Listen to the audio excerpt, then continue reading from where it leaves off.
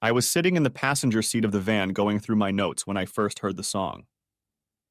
Nick was standing in the back setting up equipment, and I realized he had just turned on the parabolic microphone we used to record conversations over a distance. I wasn't paying much attention, but I could hear the woman talking. He's so cool. I wasn't sure I heard it right, but it sounded like I did. I wasn't sure what kind of conversation it was because usually Nick would just point the mic in a general direction, setting it up for the conversation we wanted to capture. What the hell are you listening to back there, Nick? I asked, looking over my shoulder into the back of the van. Nick was working on the long lens camera we were using for videotaping and wasn't paying much attention to the sound. What do you mean, Bobby? He asked, breaking away from his occupation. Weren't you listening to that woman? I asked, grinning as I heard the conversation continuing in the background. Not really. There's a couple of women sitting at a table in a cafe on the other side of the square, but I wasn't listening to what they were talking about. He looked out the open door of the van in the direction the microphone was pointed. I swear, when he stuck it in me, I felt it push my tonsils out. I heard a woman's voice as she continued. I had to listen more closely since Nick had just turned on the microphone. I could hear a lot of static and extraneous noise that made it hard for me to make out the words. I knew that before we were ready, he would clean up the signal and adjust the gain so that the conversation we expected to hear would be crystal clear. I work as an investigative reporter for the Washington Defender newspaper, and Nick was my tech guy. He and I have been partners for the past 4 years and have worked well together. At this point, I was awaiting an interview with Senator Nathan Smith. My editor had received an anonymous tip that the senator was meeting his mistress at a hotel, and I was here to talk to him about it. No, I didn't work for one of those rundown gossip sites, but for a newspaper that was known for its honesty, integrity, and objectivity. So, you may ask, why was I here to find out about a senator who may be cheating on his wife? Actually, the illicit affair was of no consequence to me.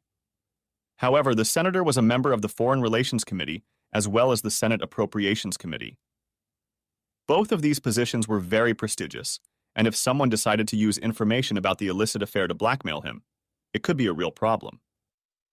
His position in the Senate was not only important in terms of how he could vote or how he could influence his colleagues, but if he was forced to resign, it could also change the balance of power in the Senate. If he loses his seat, there is always the possibility that another party will take it over and thus become one seat closer to regaining the majority they recently lost. If that happens, the future of the country is once again in jeopardy. Another issue that concerned me and my editor was that in Las Vegas, the senator was betting that he would be selected as the vice presidential candidate in next year's presidential election. With that kind of pressure on him, the last thing he and the rest of the country needed was a threat that he would somehow leave his wife. I had known the senator for about 15 years. I wouldn't say we were good friends, but we were more than casual acquaintances. When we first met, he was a newly elected congressman from Nebraska, and I was a young 20-something college student interning at a newspaper. I say at the newspaper, even though the print version made up a very small percentage of our readership. In fact, if it weren't for that small but loyal group of subscribers who demanded it, we would have stopped publishing the print version a few years earlier. The paper had a very loyal base, although not as large as some other publications in Washington. Readers were very loyal because they knew they could get the truth from us without the unnecessary idle chatter that many other news media insistently added to their propaganda. I say propaganda because many of them seem to be in business not to simply report the news, but to present it in a way that incorporated their own political agenda. The driving forces in Washington understood that if something appeared in our publication, it was factual and accurate information. In fact, we didn't print anything without confirmation from one or more absolutely reliable sources. This philosophy has been a hallmark of the newspaper from its founding in the mid-60s to the present day. Our publication was almost mandatory reading for every politician, lawyer, and lobbyist in town. Some of them may not have liked what we published, but every one of them respected what we did. I can't believe you did something like that, sis. The woman's voice invaded my thoughts again. I really didn't want to listen to their conversation, but for some reason I couldn't stop. I know the extraneous noise and interference made it require more concentration than it should have, but for some reason I couldn't ignore it. I can't believe it either, but it just happened. We were in the house. He was showing us around, and Will went out to the garage to check it out. Gerald and I were in the kitchen, just making small talk. Well, we wanted to have a little fun. But then we heard Will coming back. We pulled away from each other, I heard her say. She mentioned the name Will, and I have a brother-in-law named Will. As Nick started fiddling with the microphone to adjust the clarity of the sound, I suddenly realized I was listening to my sister-in-law Laura, and she was talking to my wife Lynn. So how did it come about that you did get on with this? I heard my wife ask, and she giggled as she asked the question. He took one of his business cards, wrote a phone number on the back, and handed it to me, telling me to call him, which I did. Later in the afternoon, we went back to that house and we got down to it. I heard Laura answer my wife. It wasn't? Yes.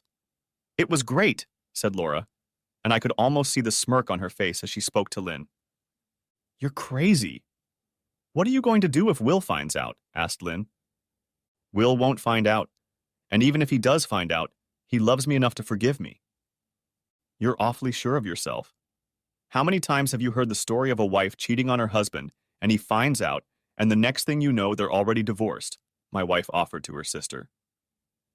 I was glad that Lynn was starting to think more logically, although I thought that perhaps she should have been more forceful in pointing out to her sister that she had done something wrong.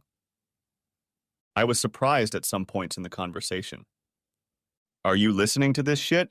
Said Nick, his words interrupting my thoughts about my wife. Yeah, I'm trying to go through my notes, but I can't believe the crap they're talking about.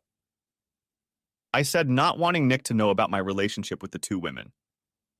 You think women talk about that all the time when they're alone? He said, grinning as he spun the dials and brought the conversation into a clearer focus. I have no idea, but I don't think it's much different than how guys talk about women, suggested I, and he agreed wholeheartedly. When do you think the senator will show up? He asked, changing the topic of conversation. I don't know exactly, but I gave the porter a nice new picture of Ben Franklin to send me a message when he sees the senator heading for the door. We should have a little advance warning, but I can't tell you when that might be. I know there's a meeting this morning, and I don't think he's going to miss it, so it probably won't be soon. I replied, going back to thinking about my reason for being here. I was relieved about the conversation I was eavesdropping on when my phone rang, and I looked at the message. The senator was on his way down, and it was time for me to head for the hotel doors. The plan was to pretend like I'd met him by chance, and then we'd have time to talk, I hoped. I didn't know exactly his schedule, but I knew it was almost an hour before the first Senate meeting of the day. I paced briskly across the square, and just as he was walking out the door, I was close enough to speak to him without raising my voice. Hey, Nate. Nice to meet you here, I said with a smile, extending my hand for a handshake. Good morning, Bobby. Yeah, it's a coincidence, isn't it? He said with a sly grin on his face. Okay, so it's not a coincidence. Sue me, said I, when we got close enough to lower my voice and speak normally. He wasn't stupid and realized that the odds of this being a coincidental encounter were very slim. Well, since we both know this isn't just a chance encounter, what's on your mind? He said, never being one to beat around the bush. I liked that about him. I didn't always agree with everything he did, but he was an honest and ethical man. The fact that he was a politician didn't contribute much to my appreciation of his character, but I had known him long enough to realize that he was one of the most ethical and honest people I had ever met. How about I buy you a cup of coffee? I began, pointing toward the coffee shop next to the hotel. Are you trying to bribe me, Bobby? He said with a wide grin on his face. If you can be bought for a cup of coffee, I think this country is in big trouble. I can't, but I can think of a couple of my coworkers who might. He said it softly, and several names came to mind at that remark. I didn't bother to continue. We walked over and sat down at the same table that, coincidentally, my wife and her sister had recently occupied. The waiter had just finished cleaning up after them and wiping down the table when we took our seats. I'll send a waitress right away, gentlemen, he said, and disappeared inside. Soon, a pleasant young woman came out, and we ordered a cup of black coffee each before we started talking. When she brought the coffee and set it on the table, and we declined any other offers, we got down to business. So, we know this isn't just a chance meeting, and I'm assuming you're working on a story, he began. As I said, the senator was shallow and knew how things worked in Washington. I first met him 15 years ago when he was a newly elected congressman from Nebraska, and I was a 20-year-old intern just starting out at a newspaper. I was hired as a reporter after I graduated from college, and at the same time, he was re-elected to a second term in Congress. He was just about to run for a third term when one of the senators from Nebraska had a heart attack and died in office. The governor appointed Nate to fill the remainder of the senator's term, and then he ran for and was elected to a full term. He was now halfway through his second full term and had risen in power and prestige among his colleagues in the Senate. He was highly respected, and I was fortunate enough to be able to consider him a casual friend. No, this is not just a chance meeting. I need to discuss a couple things with you. If you have a few minutes, I would appreciate your time, I began. And I assume you're writing this down? He asked, though he didn't really need to do that. He and I both knew that if he asked me not to record or repeat it, it wouldn't be recorded and would never be repeated. You're right, Nate. You're being captured on camera and on audio. Are you okay with that? I asked, knowing that if he said no, Nick would immediately shut down the equipment. No, it's fine. I have nothing to hide, he said confidently. Well, I know you and I are going to dance around this issue, so I'll just start with the reason I'm here to talk to you. Fire, he said, taking a sip of coffee, and then leaned back in his chair and waited for me to begin. My editor has received an anonymous tip that you're having an extramarital affair. Personally, of course I don't care, but unfortunately, there are those who might. You know our policy. We don't print dirty gossip, and I'm not here to look for a story to deceive the National Enquirer. Like I said, I personally don't care if you have an affair or not, but you know there are consequences, right? He only nodded and took another sip of coffee. Something like this could expose you to potential blackmail, and I'm sure you realize what consequences that could lead to. You also know that you will never be seen or heard from in this town by a lot of people who have far less scruples than I do.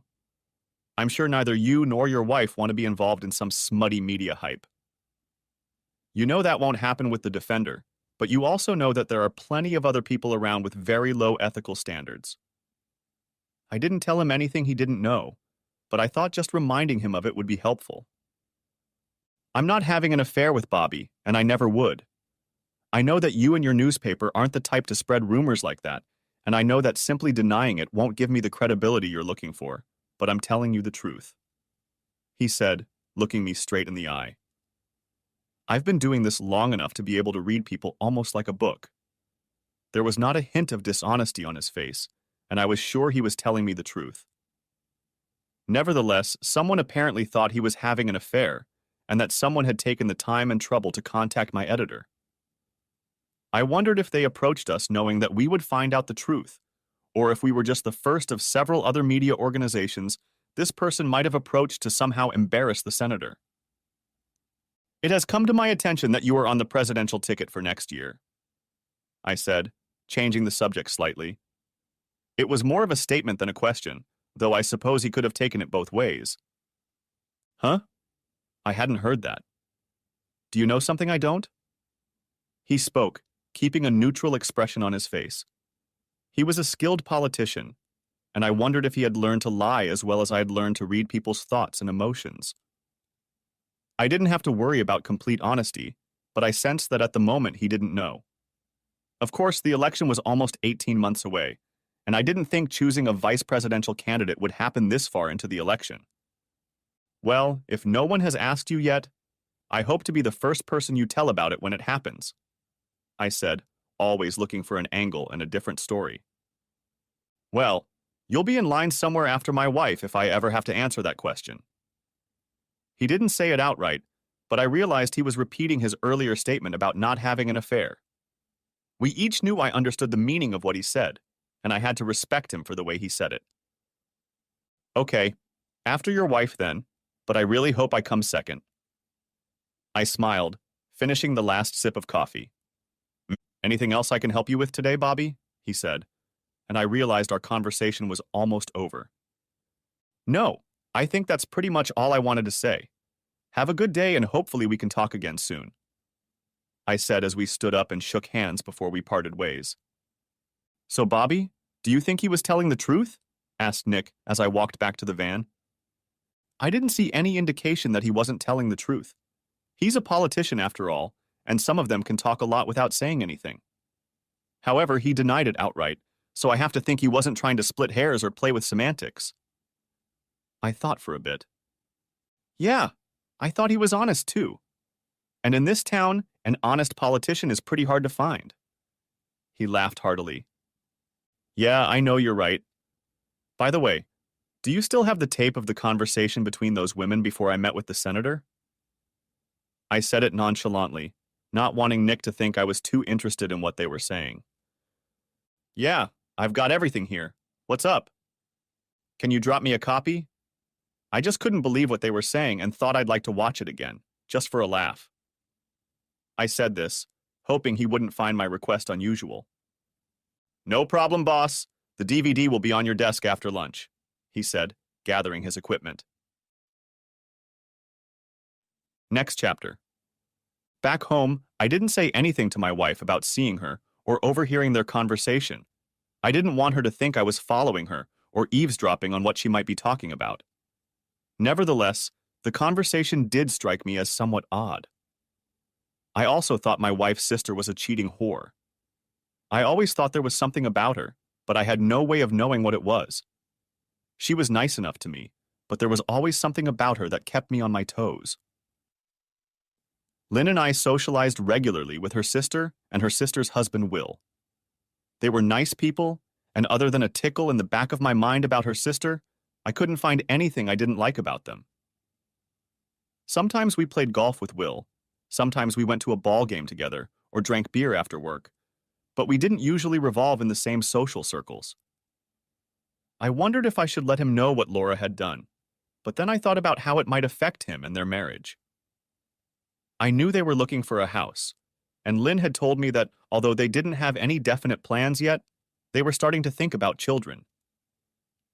I wondered if I said anything to Will, how it would change their plans and whether or not it would be fair to him. Laura had said that he loved her enough to forgive her, and maybe that was the case. I decided it wasn't worth saying anything since I didn't know the whole situation. When I got home, Lynn looked normal, and it was business as usual.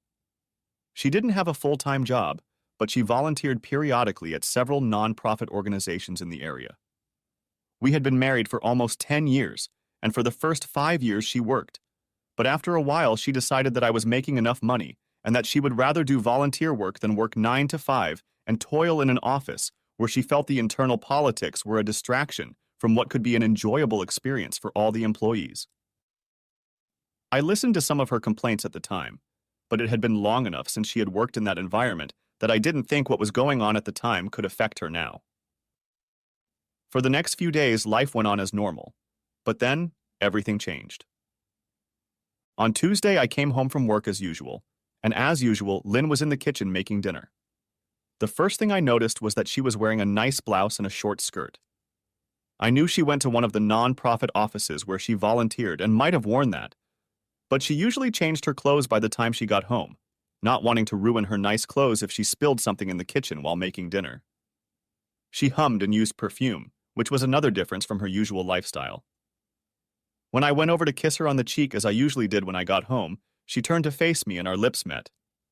She kissed me hard, but when I looked at her face to gauge her reaction, she wasn't looking me in the eye.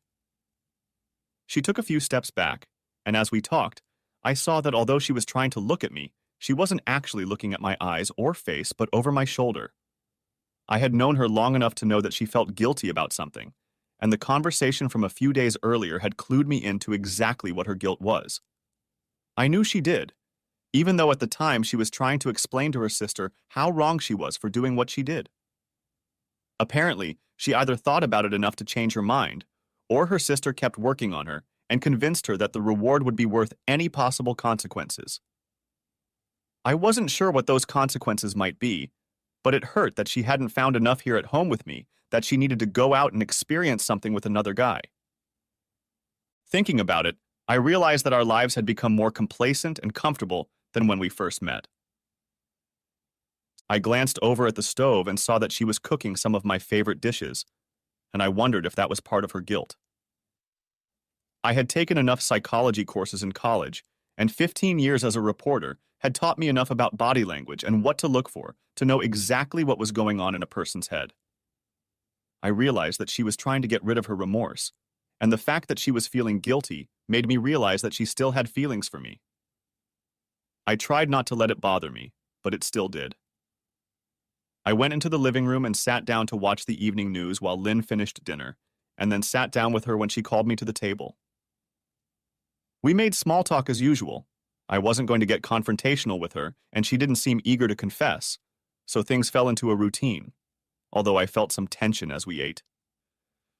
I knew I'd always loved Lynn, but now, as I reflected on my life with her, I began to think about other things. Sure, she had broken our wedding vows, and that bothered me, but not as much as I would have thought before something like that happened. I kept remembering the one that said she would leave everyone else behind, and I know she didn't. But as I went through the other vows in my mind, I got to the last one and thought about it. You know, the one that says, as long as we're both alive. We've been together for almost 12 years now, including 2 years before we got married, and almost 10 years after. I didn't think about it at the time, because we were young. But now the thought of us spending another 40 or 50 years together seems a lot longer than I used to think. In fact, I hadn't even considered it until now. Sure, we had a comfortable life, and maybe even too comfortable. Thinking back on it, I wondered if I had started to take her for granted, and maybe that was why she felt the need to leave. Maybe we had each become too content with our lives, and she was the first of the two of us to decide she needed a change. I immediately dismissed the thought, because I personally have never had the desire to give in to any temptation I have ever encountered. I had met many women in my line of work. Some of them were my colleagues at the newspaper, and others I socialized with in the line of duty. I was given many opportunities, but I never once seriously considered taking advantage of any opportunity I was ever given by a woman. I was proud of this, but now I had to reflect on the fact that perhaps my personal ethics were flawed. As I tried to analyze all of my feelings, I realized that I wasn't really as angry as I probably should have been. In some ways, I was more angry at myself than at my wife. I never thought she might cheat, nor had I given it much thought. But in a more general sense, I had always thought that men whose wives cheated on them were partly to blame themselves. I always wondered how someone could say they felt something strange was going on, but not take any steps to stop it before it happened. It was as if they allowed the woman to form an intention without any consequences, but only reacted after the action was taken. I always thought I should be more proactive. If I had just thought my marriage might be in danger, I would have done something to prevent the threat long before it turned into action. Obviously, I fell into the same trap as other men I thought were powerless.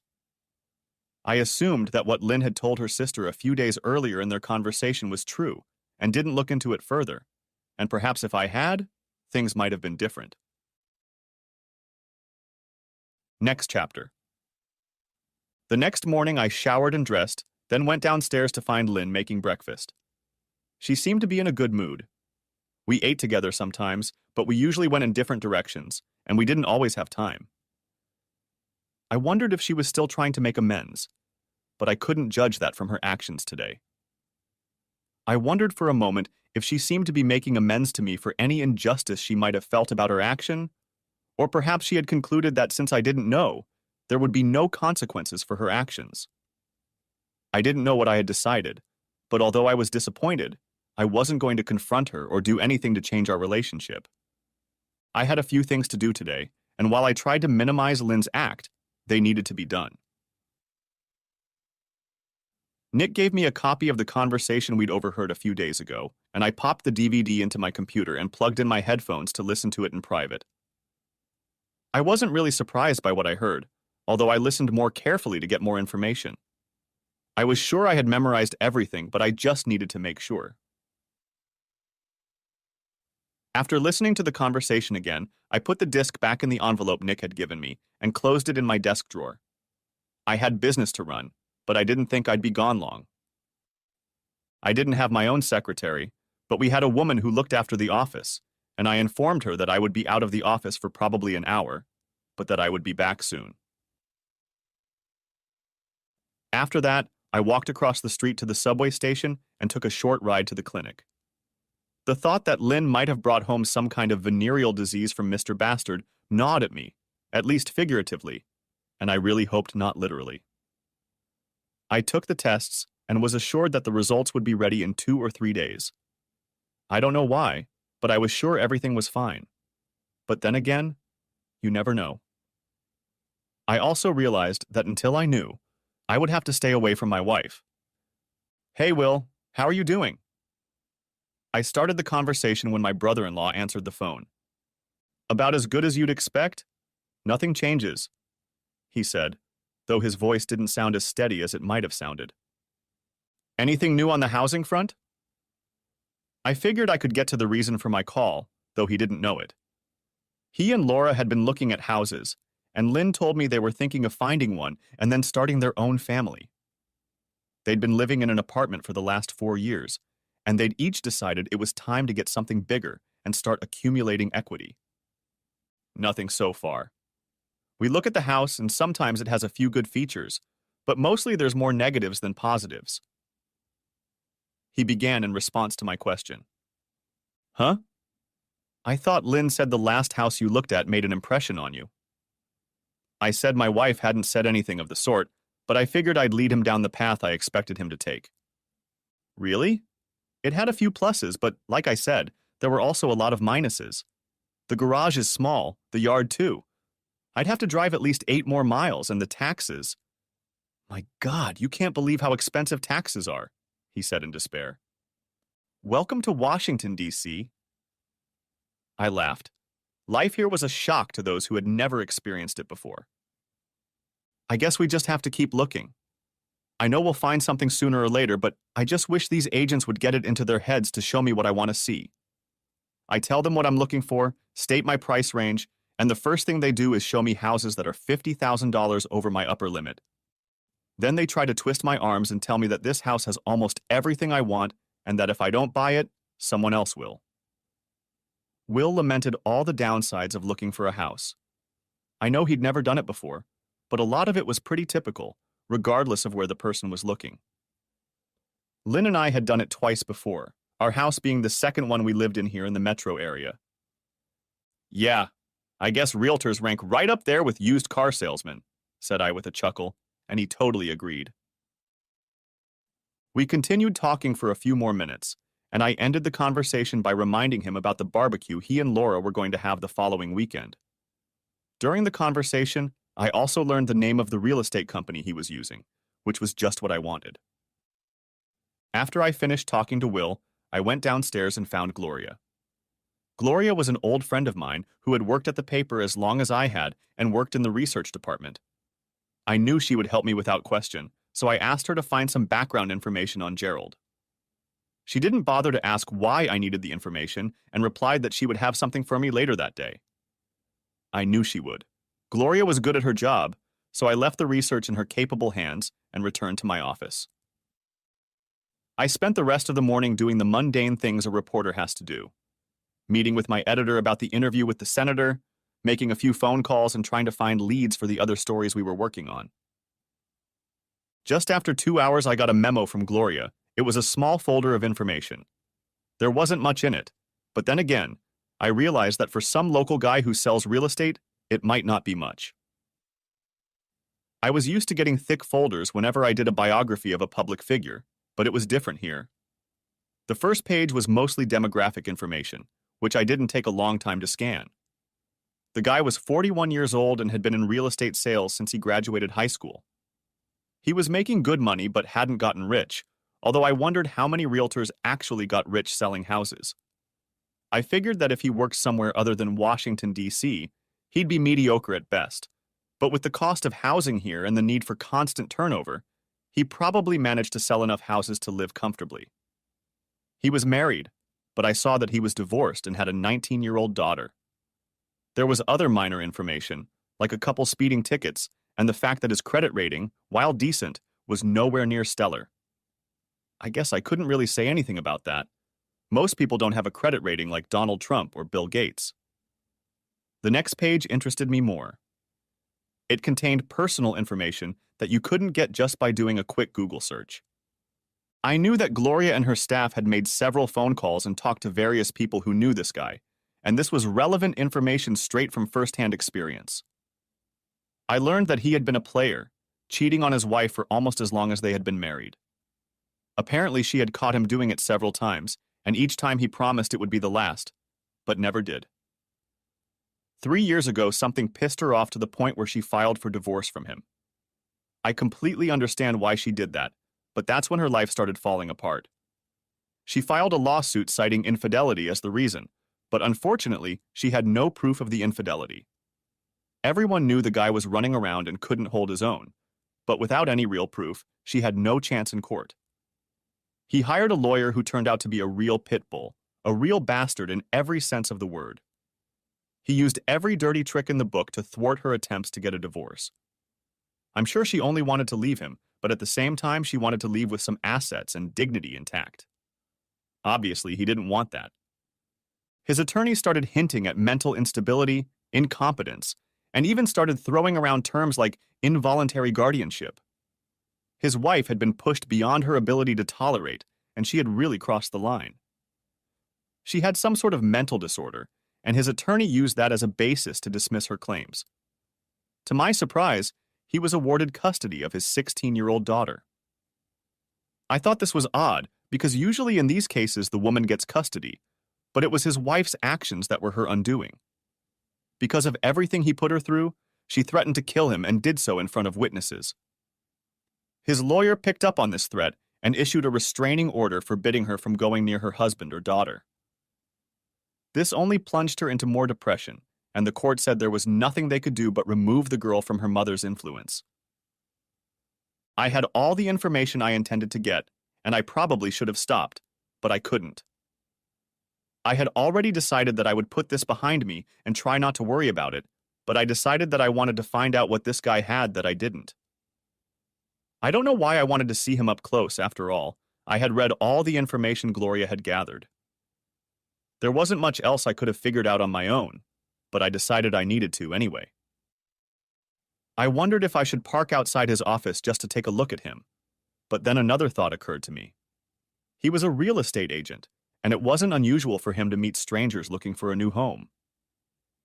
What could be more normal than calling his office and telling him I was moving into the neighborhood and could he show me some houses? It was stupid, I know, but for some reason, I just couldn't let it go without finding out more about him. I picked up the phone and called, and 10 minutes later I had an appointment with him for tomorrow to look at a new house. I was nervous, but I didn't know why. I met new people all the time, and not always under the most favorable circumstances. I don't know why I should be nervous after all. All I was doing was looking at a house and making small talk with a guy who was trying to convince me of its best aspects. Of course, the guy I was making small talk with was the same guy who had entertained my wife just 2 days earlier.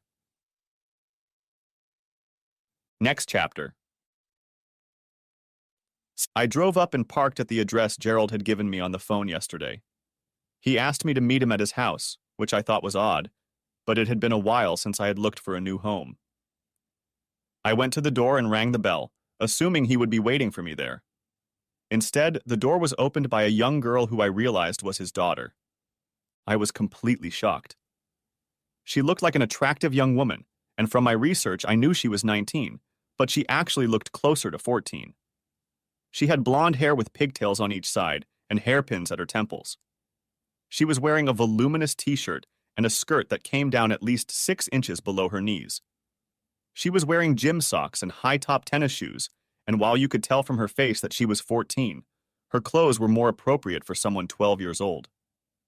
"Why can't you bastards just go away and leave me alone?"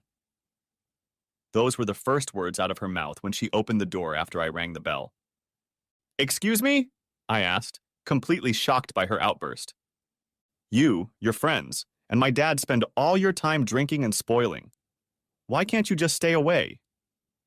She clarified, though it was probably more clear to her than it was to me. I thought back to my research and how his red nose was indicative of too many liquid lunches. I knew he considered himself a ladies' man, and perhaps he and many of his friends led that lifestyle. I guessed that his daughter was upset by this. Perhaps the fact that he had chased her mother away had somehow affected her attitude. I'm sorry, miss, but I've never met your father. I had to meet him here so he could show me around the house, I said, hoping to calm her outburst. Oh, I'm sorry. I shouldn't have said what I said, she said, looking down at the floor. I could tell she was embarrassed. Don't worry about it. I won't say anything. I tried to reassure her since I didn't think her father would appreciate what she said about him. Thank you. I have to go. My dad doesn't like me talking to strangers. She said this when I saw her looking towards the street. I saw a car approaching and assumed it might be her father, and as she said that she didn't want to be seen talking to me if it might upset her father. It was nice to meet you, miss, I said, just before she closed the door, and I heard it close behind her. The car stopped behind mine and he got out of it. He looked almost exactly like the picture I'd seen, although the hairline had shrunk a bit and his nose was definitely redder. I guess the picture Gloria was able to send me was from a few years ago, but he was easily recognizable now. Good morning, I'm Jerry Symington. How do you do? He began, extending his hand. Approaching me. I'm Bob. We spoke yesterday, said I, introducing myself. We shook hands, he motioned for me to get in his car, and we headed towards the house he was going to show me. So what brings you to D.C.? He asked, since I had mentioned in our conversation yesterday that I was being transferred to this city. My company is expanding, and I'll be heading up a new group. It's a promotion of sorts for me, and being here at the company headquarters has a certain symbolic significance. So what do you do? He asked, apparently talking to a lot of people, and he seemed eager to talk. I'm a forensic accountant. Our company contracts with the IRS to investigate possible fraud. There are a lot of numbers involved, and a lot of people will find it boring, but I really enjoy it, I explained. The IRS? You think you can pull some kind of string from me? He said with a chuckle. Not really. We work mostly with corporate clients, so I don't mess with individuals. The IRS doesn't have enough people to do in-depth investigations like we do, so they contract with us. But for the most part, all I see are numbers. Half the time, I don't even know who works at the companies we investigate. I was building my story. I just wanted it to sound plausible. So you said yesterday you were looking for a 4-bedroom apartment? He asked, changing the subject. Yeah, I think that's necessary. It's just me, my wife, and 2 daughters.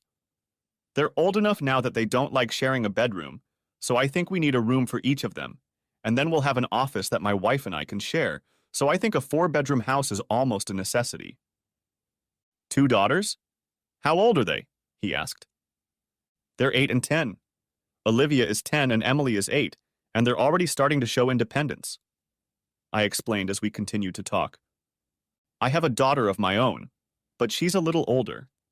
But I remember going through that period, and you really have to be tough to make sure they don't go down the wrong path. You have to sit on them, because it's very easy to fall under bad influences these days.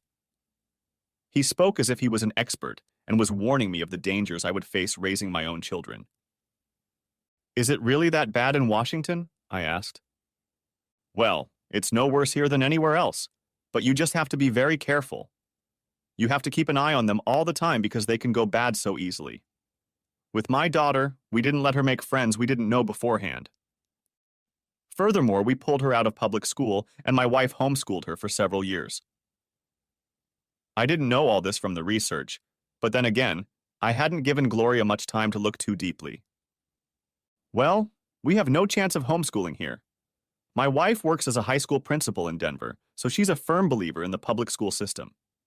We both know it has a lot of problems, and even now she's about to take a job as a lobbyist for a company that promotes education reform.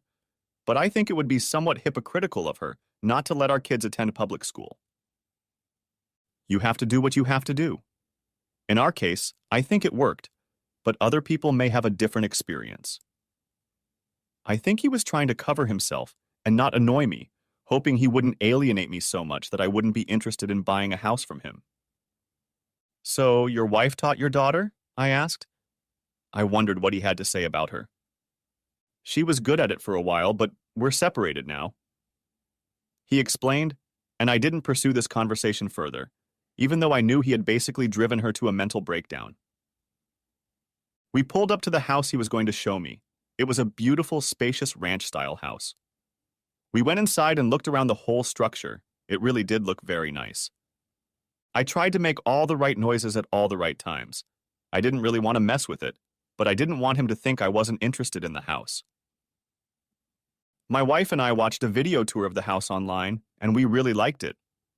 Seeing it in person is sometimes a little different, but I think I like it. I'm not sure I'm ready to make a commitment, and of course my wife has to see him in person. But I think he has promise. I said this as we finished looking around the house. So when do you think you and your wife can come back? He asked. Right. She should be arriving next week to sort out all the personnel issues that will be required for her new position. I think we could arrange to meet when she's in town, and the two of us could look into it. How does that sound? It sounds good to me. Let me look on my calendar and we'll see if we can work something out. I made an appointment for 11 o'clock the following Friday to stay in character, and he drove me to his house so I could pick up my car. It was an interesting morning, and I learned a lot more about him than I knew before.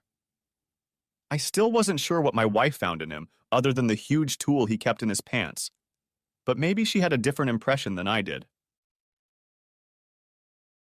Next chapter. Back at the office, I divided my time between work and thinking about what exactly Lynn saw in this guy. I got home that evening and Lynn was in the kitchen again, cooking dinner. She wasn't as obvious today as she had been earlier in the week, but I got a definite feeling. So, how was your day?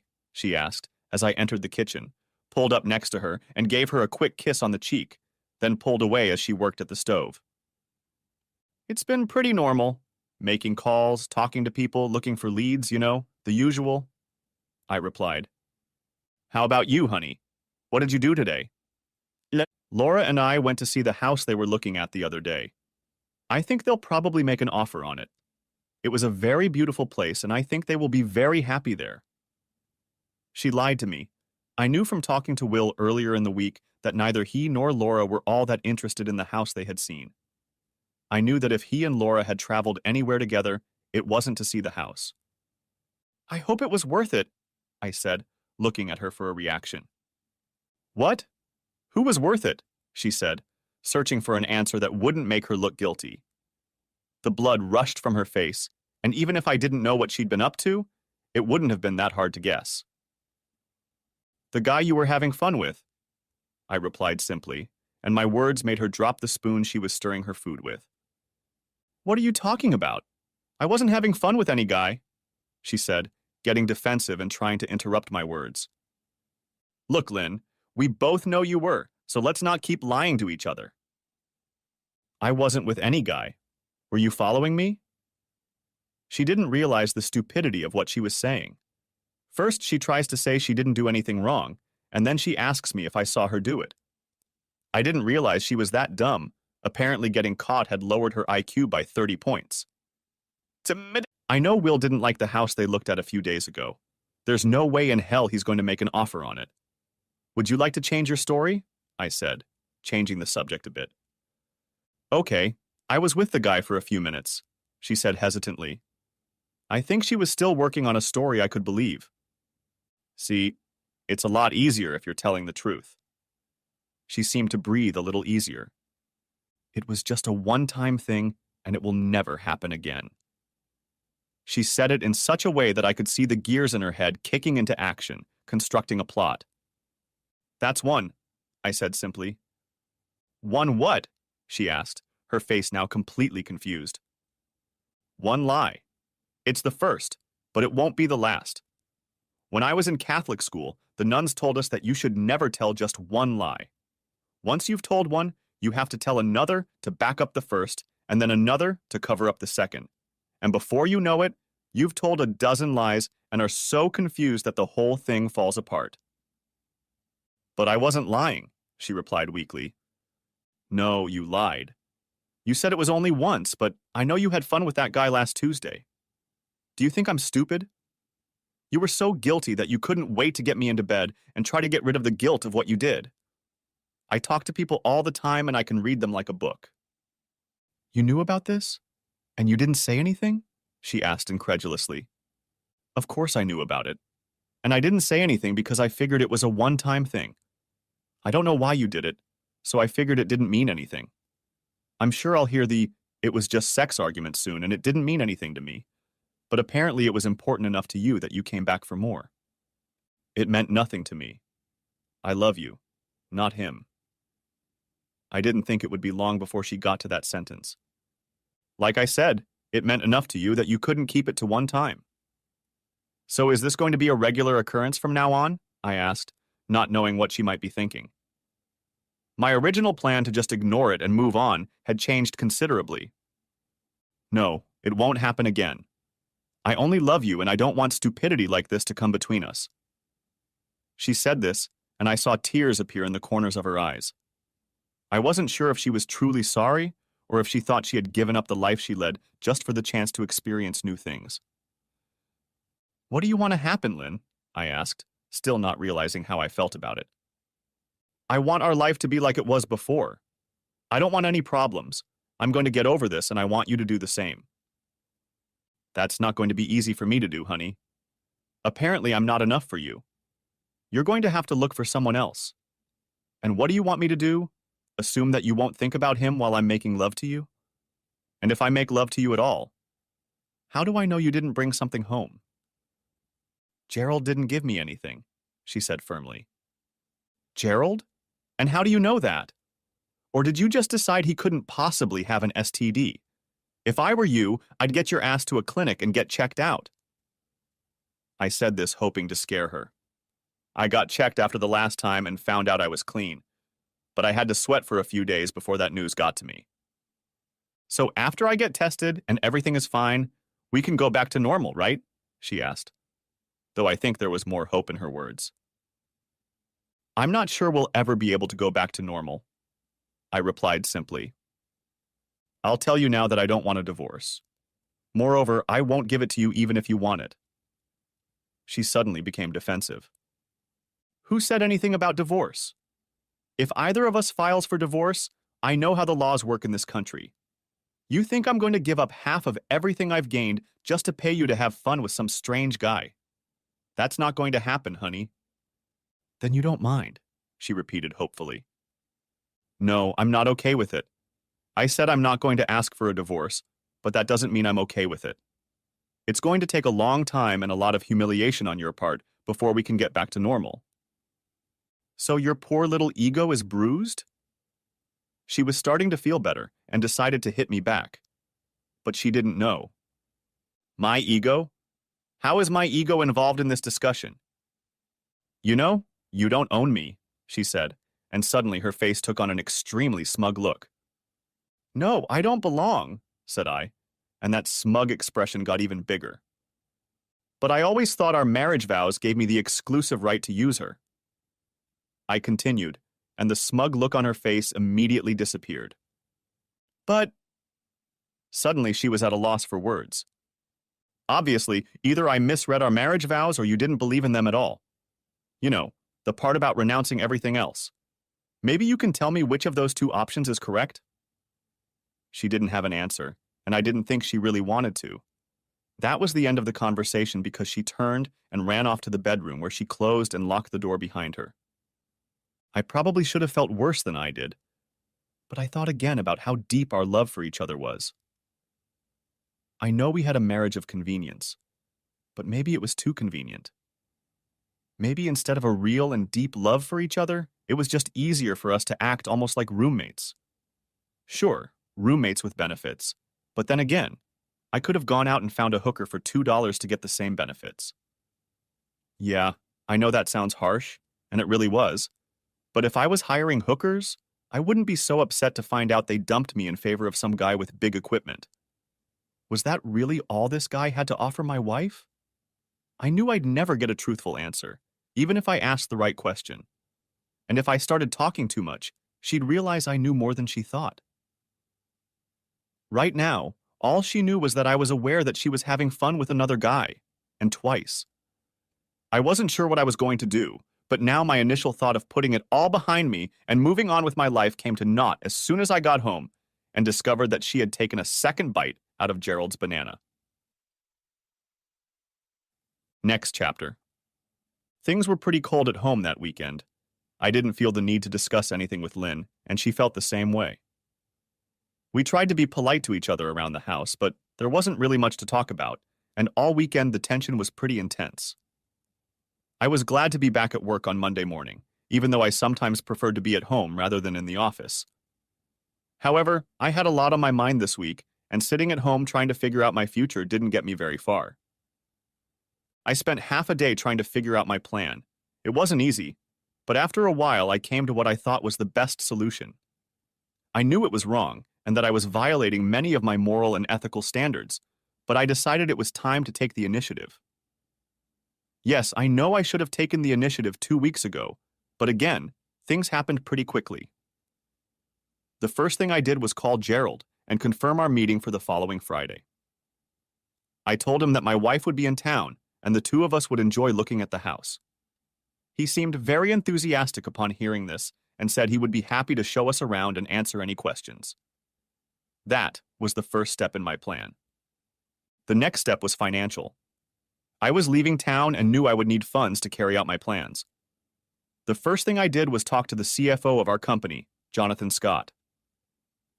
John was an old friend of mine, and I knew he would likely look favorably on my plans. He was in a tight spot himself after his divorce, and once I explained the situation to him, he was able to work with me. When I first started with the company, as compensation I was given some stock options that were privately owned, which made the job a little easier. I knew that the SEC had various rules and regulations, but when Jonathan sorted out some accounting issues, it turned out that my options had expired without being exercised. This was actually not true. A clause had been added to the contract stating that the options reverted to the company if they were not exercised within a certain period of time. But the value of those options was transferred to an account I had opened in the Caymans. There was little paper trail, and I doubted that my disappearance would lead to a serious investigation of my finances. I had also cashed out my 401k retirement plan. I knew that if I stayed here, I would be hit with taxes as well as an early withdrawal penalty, but I didn't expect that to be a problem, and the entire amount was transferred back into my account in the Caymans. Most of my investment was liquidated, and the proceeds ended up in the same account, and I soon had a nice nest egg to support me for a while. The last step was to get a loan against the house and transfer the proceeds into the same account. We had about $150,000, and with an 80% interest, I was able to transfer another $120,000 to my account in the Caymans. This brought my total funds in the Caymans to almost $800,000, and I believe I will be able to live comfortably on this money for some time in the future. On Thursday, I told Lynn that I would have to go out of town the next day on an assignment and would probably be gone for a few days. This was not unusual, and although we no longer spoke, there was a slight thaw in our relationship. "You'll be back by Sunday? You know Laura and Will are coming over for the barbecue, right?" she asked me after I broke the news of my out-of-town assignment to her. "They should be. Right now I'm planning to be back around lunchtime on Sunday. I don't think anything will happen in that time that will change that." I explained to her that the barbecue was scheduled for about 4 o'clock. I packed my bag early Friday morning, putting a few days' worth of clothes in there and a few things I wanted to take with me. I wasn't going back, but Lynn didn't need to know that. As I looked around the house, I saw many things I had worked on all my life, and I felt sorry to have to leave them behind. But on the other hand, I was starting a new life, and I had the opportunity to start collecting those things again. Next chapter. I parked in front of Jerry's house a couple minutes before 11 o'clock. Just like last time, I didn't see his car there, and when I looked at the house, I thought I saw someone looking out the window, but I wasn't sure. I didn't want to scare his daughter, and I knew she had said her dad didn't like her talking to strangers, so I just waited in the car until I saw him approaching. He stopped behind me, and I got out of the car and headed for my car. "Where's your wife, Bob?" he asked, as I opened the door and got in the front seat with him. "Right. She just called and said she was running about 20 minutes late. She has an address, and she can't live without GPS, and said she'd meet us there." "Okay, let's go," he said, pulling away from the curb. "My early showing," he said with a smirk, and then winked at me as if I knew what he meant. I really did know what he meant, and all doubts about my plans suddenly vanished. We pulled up to the house and went inside. He said we could talk for a few minutes while we waited for my wife to arrive. I spent the early morning gathering the items I would need. To some, these items may seem odd, but then again, they fit my plans quite well. The first item was a stun gun that I had gotten from one of my not-so-reputable acquaintances. This particular model was very small, very powerful, and very illegal. It was manufactured in South Africa, and I was instructed to be very careful when using it. I also needed a very sharp knife. I thought one of the new ceramic knives, the kind they advertise on TV, you can cut bricks in half and slice tomatoes thin. Not available in any store. That's what the commercials usually said. I went to the As Seen on TV store at the mall and bought my own there. Both of these items were in my suit pocket along with nylon ties, latex gloves, and a Ziploc bag. I knew exactly what I planned to do and had thought it all through. As we made small talk in the living room of the house, I reached into my pocket and pressed the button for the stun gun. When Jerry went to the window to see if my wife had come in, he was suddenly on the end of it and was soon lying on the floor twitching. I later cut something off his end. There will be no details, just as a fact. I gathered up everything I had taken with me and went back outside. The door was unlocked, and in the future I would have called the medics, but right now I just wanted to leave. I'm sure there would be no doubt left as to who had done this to him, but by then I would be long gone. I was sure that while the police might issue a warrant for my arrest, I doubted there would be a nationwide manhunt for the man who had done the man justice. 10 minutes later, the cab dropped me off in front of Jerry's house, where my own car was waiting at the curb. I was just about ready to get in my car to drive away when I saw the front door open, and out stepped Jerry's daughter Angelica. Her clothes were similar to what she had been wearing that day. "You're leaving already, aren't you?" she asked as she approached me. "Yes, I've looked at the house and I'm going home," I replied, thinking she was talking about me leaving. "No, you're leaving. You're not coming back." I was surprised at her words. She seemed to know that I was leaving town and that, yes, I wasn't coming back. "Yes, you're right. I'm leaving," I said. I didn't see the point in lying to her. "Take me with you," she asked, though there was more of an imperative in her words. I was about to tell her I couldn't, when I suddenly wondered how she would be able to take care of herself. Of course, her father would be incapacitated for a while, and I didn't know if she was capable of taking care of herself or not. What could happen to her? I knew from the research I had done that her mother was not capable of taking care of her, and her mother's parents already had a hard enough time taking care of their own daughter, and another person would probably be an overhead for them. Angie also told me later that she was very disappointed in her mother for not fighting to get her away from Jerry. I had no thoughts about her father's parents, even though I knew nothing about them. That was another part of my plan I hadn't considered. "Okay, take whatever you need," I said, though I wasn't sure I should have. She ran off into the house and came out of there 2 minutes later with a small purse and nothing else. "That's all you took?" I asked incredulously. "I don't need anything else." That was all she said. Then she got in the car with me and we drove off. "Don't you want to know where we're going?" I asked, more to say something than really meaning it. I knew where I was going, but the fact that I was taking someone with me was never part of my plans. In fact, I had no idea what I was going to do with this girl. She was in the car with me now, and we were heading to the airport. "I'm leaving this house and coming with you. That's all I need to know." She didn't seem sad or just a little curious. It seemed strange to me, but I didn't know anything about her at the time. Before heading to the airport, I had one more stop to make. I went into a FedEx store and asked the clerk for a small box. I wrote a short note to Will beforehand and folded it and put it in the bag along with a DVD of Lynn and her sister at the coffee shop. Will, ask yourself why these two are so upset. Don't limit yourself to the obvious. Also ask yourself why they seem so familiar with the subject. I sealed and inscribed the address on the box, then asked the salesperson to set it aside for delivery on Sunday afternoon, when Laura and Will would be at the house with Lynn for a barbecue. She assured me that the box would be delivered as instructed. We drove to the airport and I parked in the long-term parking lot before we took the shuttle to the terminal. I asked for directions and found my way to a small hangar where private planes were parked. We boarded an airplane that was chartered by a newspaper, more specifically the CEO, Ed Murrow. He and his wife were going on vacation to Florida, and I asked for a ride. Angelica's presence with me caused a few raised eyebrows, but no one said anything.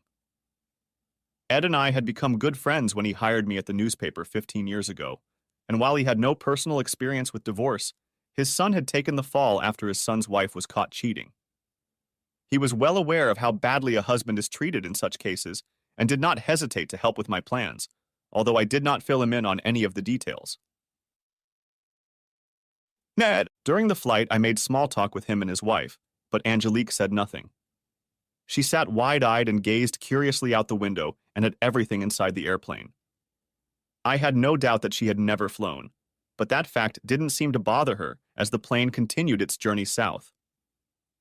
Once the plane landed in Miami, everyone got off the plane and a limo pulled up to Ed and his wife. There was enough room in it for Angelica and me, even with my one suitcase and Angelica's purse. We drove to the dock and then boarded a large luxury charter fishing boat. Ed and his wife were going fishing. They both loved being on the ocean and hunting for trophy swordfish and marlin. I quickly called the DC police and reported the home invasion where Gerald was presumably still there, tied to the stair railing. They would find him and get him medical attention. I dropped my phone as we were out of cell phone range. Angelica and I shared a cabin, very nicely furnished and very comfortable. We spent almost the entire trip in it, which took 2 days, but soon the ship docked in Grand Cayman. This was my final destination, and apparently Angelica's. I still didn't know what I was going to do with her, but the thought of just leaving her somewhere wasn't even considered. Next chapter. I bought a small house on the island where I was going to spend my time. I had originally planned to just lay around and relax, but I had never led a sedentary lifestyle. I wasn't sure what I was going to do, but I knew I had to find something to do. Now I had more important things to do. When I bought the house, it had a few basic furnishings, but when we moved in, I realized we would have to buy a few more things to make it livable. I still wasn't sure about Angelica, but since the house had 2 bedrooms, one would be hers and the other would be mine. We spent the first week in the house buying the necessary furniture and picking out her clothes. Of course, the clothes she was wearing when we arrived were totally unsuitable for island living, so a visit to the clothing store was necessary. She picked out a few t-shirts, shorts, and a pair of sandals, but felt uncomfortable asking me to buy her anything. I can't let you buy me things. I don't have anything to pay for them. She embarrassedly told me to pick out whatever she saw fit. Since I knew next to nothing about what young women could wear, I left all decisions in her hands. Nevertheless, after a few days she became more comfortable, and we began to get to know each other better. There was plenty to do on the island, but playing tourist was not on my list of things to do at the moment.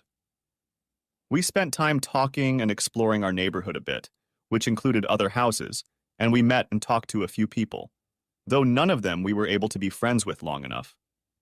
We went into town and sometimes ate at a small cafe, but more often we bought food from the market and brought it back to the house, where I discovered Angelica was a very good cook.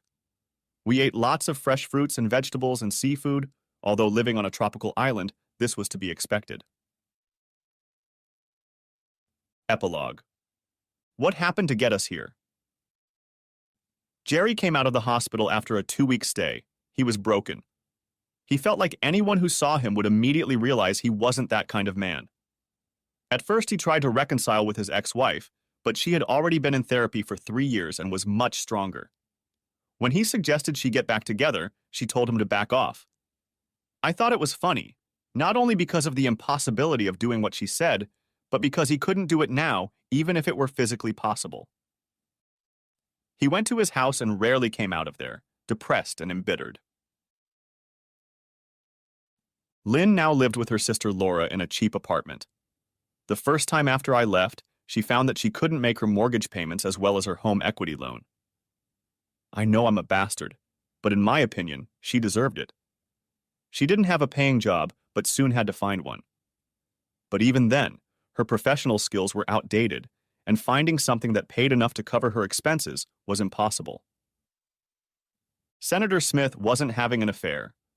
It turned out that his wife had an affair with a married man and ended up pregnant. As was customary at the time, she left to visit relatives and returned about 8 months later. In the meantime, her mother gave the young woman a new sister.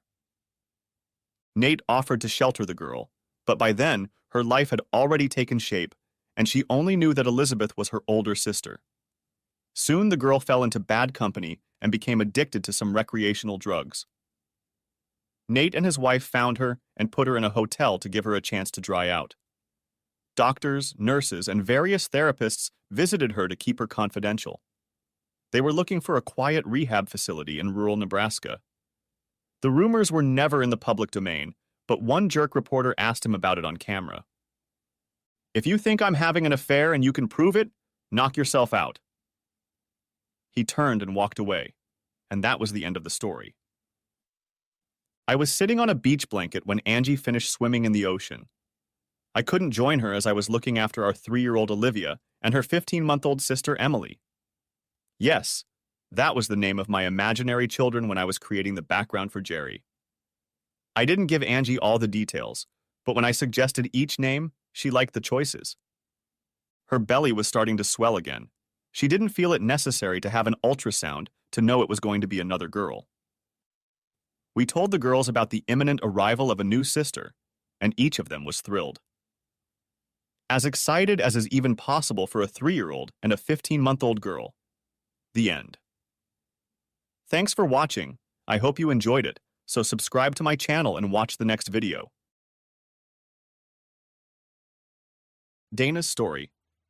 My name is Dana Woodruff Patterson, and I am 45 years old. I recently moved back to my old hometown of Royal Oak, Michigan. This move was a chance to start my life over for the 3rd time and maybe forget about some of the stupid things I've done. I will be teaching history at a community college here in town. A few years ago, I would never have accepted such a position because I thought I was destined for academic greatness. I was going to write articles and books and turn the history world upside down. But no, I did not come to this delusion alone. I was led down a path, kicking and screaming away from what I now realize was a wonderful life by people I thought had superior intellect and character. I wanted so badly to be like them that I turned my back on all that was good in my life. And too late I found out that they were just using me. No matter how smart I wanted to think I was, to them I was just a dumb rag. They're probably still laughing at me now in California. After 6 years, I had to stick my ass back home to try to pick up the pieces and move on. That's why I'm here. Before we get too far, let me describe myself. I'm fairly short in stature, barely reaching 5 feet. I have short, straight brown hair and hazel eyes. I'm a little fat. I'm not fat, but I'm curvy. Probably my best features are my legs. To tell you the truth, they're beautiful. They are thick, toned, and just very muscular. In a short skirt, I'm just dynamite. This is what attracted my ex-husband to me in the first place, and unfortunately, what attracted my professors to me and lured me out of a happy marriage. Speaking of the ex, he's been on my mind a lot lately. Leaving him was, of course, the biggest and stupidest mistake I ever made. Not that I had much of a choice. Nope, I'm sure you've heard this story a million times. Happily married couple, she goes back to work, or in my case, school. While there, she discovers more excitement with a new class of people. She discovers what was missing in her previously happy marriage and is seduced by the dark side. She ends up having fun with her boss, or in my case, the chair of the college history department. He then promises to help her realize her potential and embrace her destiny as a doctor, lawyer, or Indian chief. In my case, I was destined to become a brilliant historian, and he was going to lead me to academic success on a level that I could never have achieved with my boring old husband. And naturally, he also brought me right into his bed. At first, it was just the thrill of illicit fun with a man I thought was brilliant. Then he told me that I needed to expand my horizons intellectually as well. Then, of course, my husband found out and kicked me out for cheating. I still remember the day he and his private investigator cornered us in the professor's office and handed me the divorce papers. The professor said something really stupid, and Dan grabbed him by the throat. He looked at him and then just put him on the ground and actually apologized. At that moment, I realized that he actually turned out to be smarter than that. I couldn't even bring myself to look him in the eye after seeing how I had broken his heart. He refused to have anything to do with me. He never spoke to me again. He didn't even go to court. He just gave me everything and disappeared. None of our old, or should I say his old friends, passed him any messages or had anything to do with me. The college did fire my old professor and settled out of court with Dan. My professor and I began to move on with our lives. I had no other choice. There was nothing left for me here. Once we settled in California, I noticed that the professor started passing me around to some of his colleagues. All in the name of career advancement, he told me. After a few years, this became the norm. After a while, I began to feel more like a his whore Ian than a historian. Then I noticed that many other historians were getting better teaching assignments or research grants. They got them because of their hard work or intelligence, while I only got screwed, and in more than one sense. I guess by the time I noticed that there was never any tenderness or emotion in the act, it was too late. I was shocked to learn that the professor had no intention of ever marrying me. In fact, he told me that I was not the kind of woman that men marry, that I needed more variety than any man could give me. Meanwhile, no one ever really kissed me, hugged me, or did anything to me just to spend time with me. In short, no one cared about me at all. The final straw was when I got out of the shower after entertaining one of the professor's 70-year-old girlfriends and heard them talking about me. Apparently, I really wasn't up to their intellectual level. In fact, according to them, I wasn't smart enough to teach history in high school, let alone college. I spent a lot of time in tears afterward, and I had to make some tough choices. I couldn't sue the school or anyone else because everything I did was voluntary. The professor wasn't married, but he did have a long-term relationship with a physics professor from England. She didn't care who he was having fun with as long as he came home when she called him. Long story short, I got fired for bringing it up anyway. Admittedly, they agreed not to tarnish my record with a notice about it, so I could look for work elsewhere. So I came home to Royal Oak. The community college here is very nice. While it is not an important institution, it does its job for the people it serves. My classes start in 3 days, so on Friday afternoon I rode my bike around campus to familiarize myself with the surroundings. As I passed an outdoor cafe, I looked across the street and saw 2 cars stopped at a stoplight that appeared to be racing. They were 2 similar-looking Mustang GTs. One was a red convertible with black trim, and the other was a black coupe with red trim. The driver of the black car got out of the car at the same time as the other driver. At first, I thought there was going to be a fight, or at least yelling. They met between cars while the stream of cars behind them waited for the light to change. The driver of the red car was a striking young woman. The other driver kissed her when they met. Now that was a kiss. They both put their whole souls into it, as if they might never see each other again. I smiled, remembering what that felt like, and how long it had been since anyone had felt that way about me. The driver of the red car, the girl, now that I could see her face, was beautiful. She was about 5 feet 1 inch tall, slender but shapely. I had experimented with women a couple times over the past few years, and although I wasn't really bi or gay, I would do it with her. She had long red hair and big, innocent eyes. From a distance, I couldn't make out their color, but her face was glowing. She had that glow that only women in love have. It was a glow that transcended notions of physical beauty and attractiveness. She pulled the baseball cap off the other driver and held out her hand. He handed her his jacket, and she put the jacket and cap on backwards and stepped into the cafe, tossing her keys to the valet. Amidst the cacophony of honks from other drivers as the light changed, the other driver turned around and got back into his car. As he pulled away, I noticed that he was at least twice her age, though in incredible shape. I stood there with my mouth open and watched his car disappear. Now I'm sure he's at least twice her age because he's the same age as me. I no longer have to guess at the whereabouts of my ex-husband and soulmate. I found him. What the hell was going on between him and that girl? Dan and Alex. My name is Dan Patterson. About 6 years ago, I found out that my wife Dana was cheating on me. We had a great life and I thought we had a solid marriage. I was devastated. I wanted to just die, but life goes on. After a while, I went back to work. I got a few $100,000 in a settlement agreement from her old school, but I still worked to help myself get over Dana. For a couple years, I just worked. I didn't date or socialize at all because I really thought there was something wrong with me. Eventually, the woman I loved apparently found other men who were better than me. My love for her just wasn't enough. After a while, I began to realize that the manufacturing industry here in Michigan was in trouble. I decided to go back to school and get my degree. Truthfully, I guess in the back of my mind I thought that if I had been smarter, Dana wouldn't have left me. I chose business management and was terrified. 1,000 thoughts ran through my head. What if you're not smart enough? You're too old to go back to school. All the kids will laugh at you. You won't fit in. You'll never make it. But I got in anyway. The first couple of semesters went by fast. I got straight A's. I was getting a 4.0. I started to think that maybe I wasn't so stupid after all. I still wasn't dating. I especially couldn't date anyone in high school. I was closer in age to the faculty than the students. Starting something with a faculty member was more trouble than it was worth. And the thought of starting something vaguely romantic with one of these young girls made me feel like a pervert. Then I met Alex in trigonometry class, and without my knowledge, consideration, or consent, my life began anew. We ended up in a study group together. We were studying with 5, 6 other students from our class. After a while, we began to notice that other than the 2 of us, no one was doing much studying. So at her suggestion, we became a group of 2. Spending time with people either brings you closer together or points out your differences. In our case, we became friends very quickly. It got to the point where I loved the time spent with her and couldn't wait to see her again. At first, we were sometimes very awkward. Some guy would come up to our table and start trying to talk to her in front of me as if I wasn't there.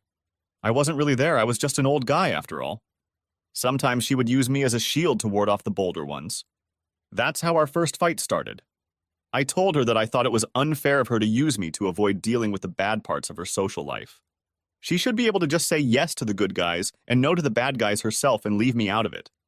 I guess my tongue was too strong. In hindsight, if I had really explored my feelings, I would have realized I was just jealous. Either way, she just picked up her books and walked out of the library. After that, I only saw Alex in class. We didn't sit together or talk. I often caught her watching me out of the corner of her eye, but never looked back. She easily joined another study group. I had offers because my grades were excellent, but I preferred to study alone. 2 whole weeks later, the stalemate continued, and it probably would have continued even now if fate hadn't intervened. One evening, walking back to my car, I saw one of the guys from her new study group trying to force Alex into his car. She wouldn't stand for it and resisted every inch of the way. Before I realized what I was doing, I jumped between them and grabbed him by the collar. He let go of Alex in surprise and turned to face me. "Be a tough guy," he told me. "It's just a misunderstanding." I let go of him and saw Alex picking up her books with tears rolling down her face. "Damn tease," I heard the guy mutter. Hearing the guy's words, Alex started sobbing and something in my brain clicked. I turned around and grabbed the guy and punched him. I reached down and helped Alex up and hugged her. I walked her to her car and stayed there until she left. I almost didn't make it back to class. And even though I really didn't feel like it, I went anyway. But instead of arriving early, I made sure I was one of the last ones to enter the room. I sat far in the back, instead of sitting near the entrance, as was my usual habit. Glancing at the board, I saw Alex looking around and ducked behind the back of the girl sitting in front of me. The teacher had given us an assignment that we had to complete in groups.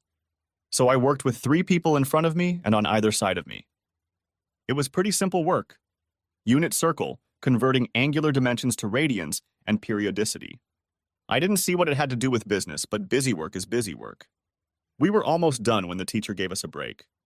We had used the correct formula, but our answers weren't quite right. We just needed a little tweaking to finish. During the break, my group mates left the room to smoke or something. I stayed in my seat and started reading the book on my iPhone. I was halfway through the first page when I heard movement from the front of the room. I knew it was the sound of Alex's footsteps, and let's face it, I could always feel her from across the room. So I stood up and walked out of the room without dignifying her with a glance. I came back from break at the last minute, and Alex was sitting in my seat. The two girls I was working with probably didn't care, but another guy in our group told me that she was working alone and wanted to join our group. He said he noticed that she and I were friends, so he didn't think I would mind.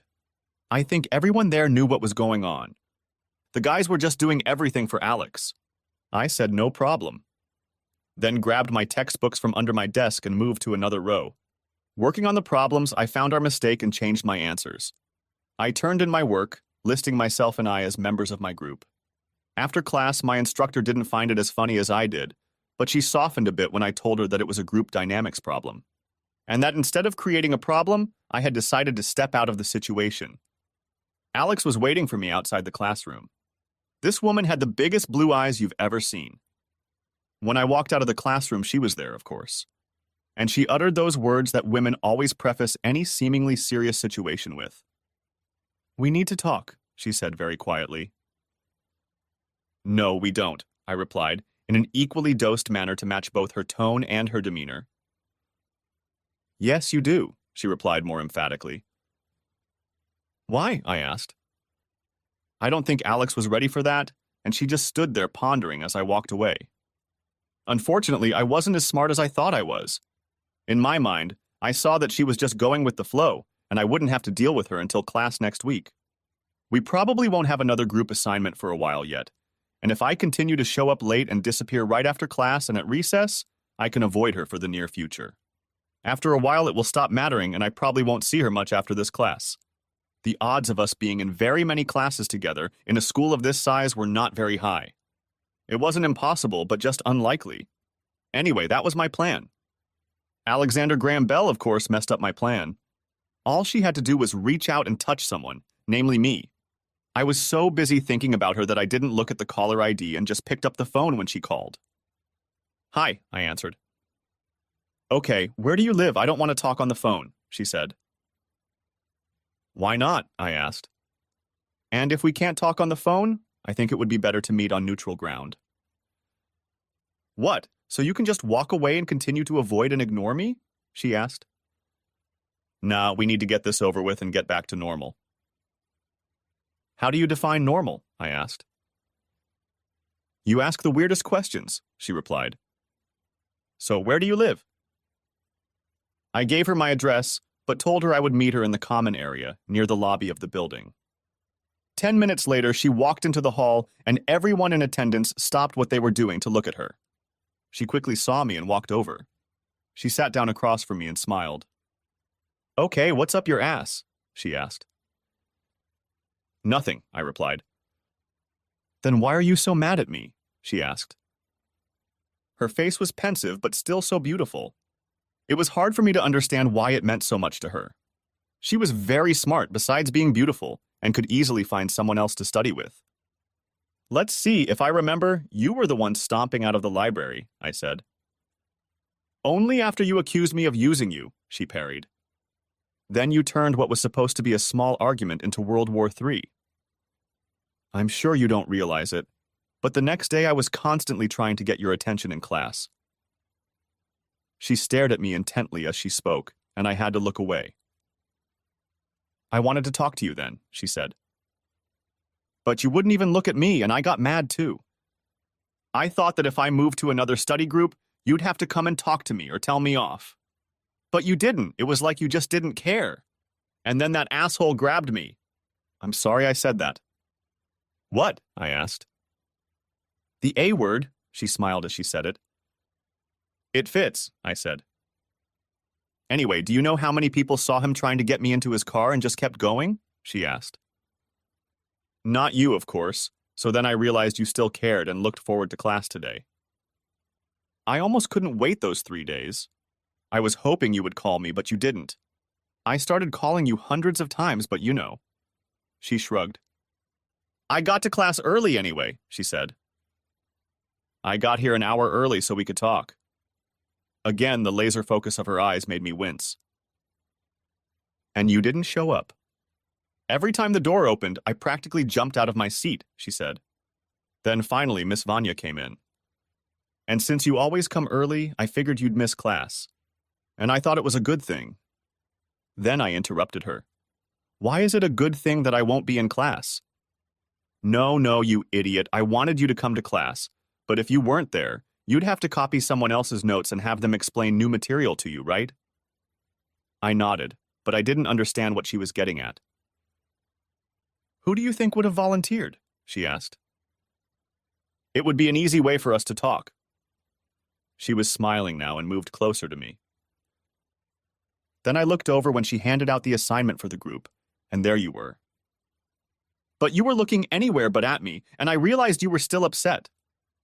I'm not upset, I said. No, you're just being uncharacteristically stupid, she smiled. So I decided I wasn't going to put up with any more of this crap. When we went on break, I was going to just walk over and talk to you. But you just walked away. I didn't put up with it, so I just joined your group and waited for you. She moved close enough to me that I could smell her perfume, and I started to get nervous, but she just kept talking. And you just left the band and worked with someone else. Those two nerd girls were really mean to me after you left. Anyway, that's where we are now, she said. Where is that? I asked. The place where we discuss our problems and work to solve them, she replied. So what do you hope to accomplish here? I asked. You're not listening to me, she said irritably. I want us to get back to normal. Here we go again, I said. Define normal. We're doing a 16-week course together, right? She nodded. We're about halfway through the course, right? She nodded again. There are a lot of people in our class, right? She nodded. Do you get along with everyone in the class? I asked. Of course not, she replied. Isn't it a fact that in just 8 short weeks or less, we'll graduate from this class and probably never see most of these people again? I asked. Probably, she replied. But what's your point? We worked together for a while. We came to a difference of opinion. We quit working together, I said, looking at her. We went our separate ways. We both get good grades. Classes end, life goes on, credits roll, the end, I said. That would be a very depressing movie, she said softly. But then again, I always get it wrong anyway. She looked very sad. Do you know how I felt after what you told me? She asked. I felt really bad, mostly because it was kind of true, but not really. But by the next day, I felt different. She pulled even closer to me again. Angry? I asked. Nope, not even close, she replied. I just felt alone. What? I asked. I'm taking 4 classes right now, she said. I hate math, always have. We were sitting so close now that our hands were touching. Ask me what my favorite subject is, she said. It's your comp lit class, I said. How do you know that? She asked. You told me about it the first week, I answered her. And you memorized it? She smirked. But things have changed since then. Question number 2. What color are my eyes? She asked, closing them. Too easy, I said. They're blue and get a little darker when you get stuck or upset. And they move from side to side when you say the numbers. See what I mean? She said, as if she'd made a great point. Dan, you're my only friend here. There are plenty of people here who want to be your friend, I said. Nah, most of them only want one thing, she said. How old do you think I am? She asked. Too easy, you're 23, I said. Do you know why it took me so long to start school? She asked. I got married about a year after I graduated high school. I came from a small town and planned to work for a while before going to college. I met a guy and we dated for a while. Once we got engaged, my life got better because all the guys who were following me around realized that and backed off, she says. I sat and listened to her and wondered why she was telling me all this. But I couldn't walk away because I just loved being around her. I'm not stupid. I know what I look like. But I'm really not that kind of girl, she said. I'm always trying to get ahead with my brains and accomplishments, but almost no one gives me a chance. I waited until after we were married to pursue it, but Steve was so persuasive. Her voice got a little harder, and I realized she was about to tell me something she wasn't proud of. In our town, there was a traditional dance at the Harvest Ball. 2 nights before the ball, I let him have my cherry. By the night of the dance, everyone knew he had screwed me. It was all over town. Do you know what his excuse was? I felt sorry for her. I could tell she was still a little hurt. I shook my head. He told me it was such a special occasion and such a beauty that he had to tell people about it. And he was doing it for me because a lot of people in town thought I was gay, but he changed their minds. I looked at her because I couldn't believe someone would try to pass off such a stupid sentence. Anyway, I forgave him and we got married, she said.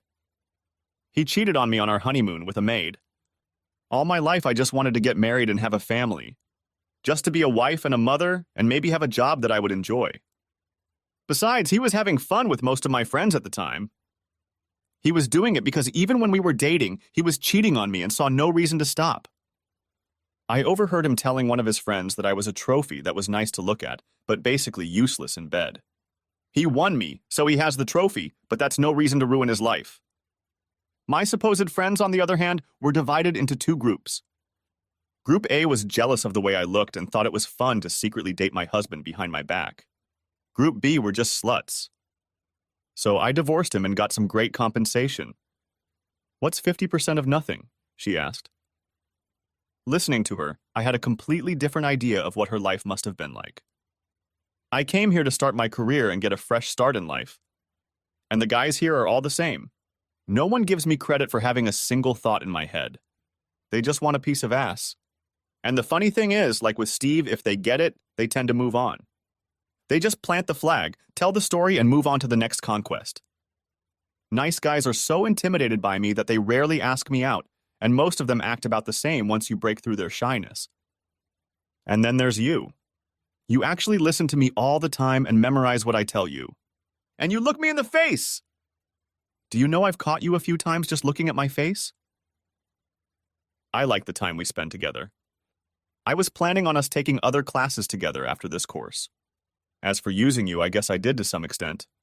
I let people think you were in the boy fiend slot, but only because you seemed to volunteer for the job. She looked at me again. I kind of thought you liked me a little too. And then you just dismissed me like I didn't matter, and that really hurt me. She bit her plump lower lip, and my heart melted.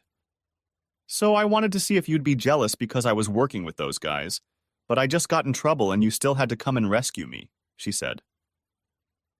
Alex, I'm just not good with people, I said. First of all, your measly 24 years of life is nothing. I'm almost twice your age. 6 years ago, I went through almost the same thing you did. After a long marriage to a woman I considered my partner for life, she not only cheated on me, she left me.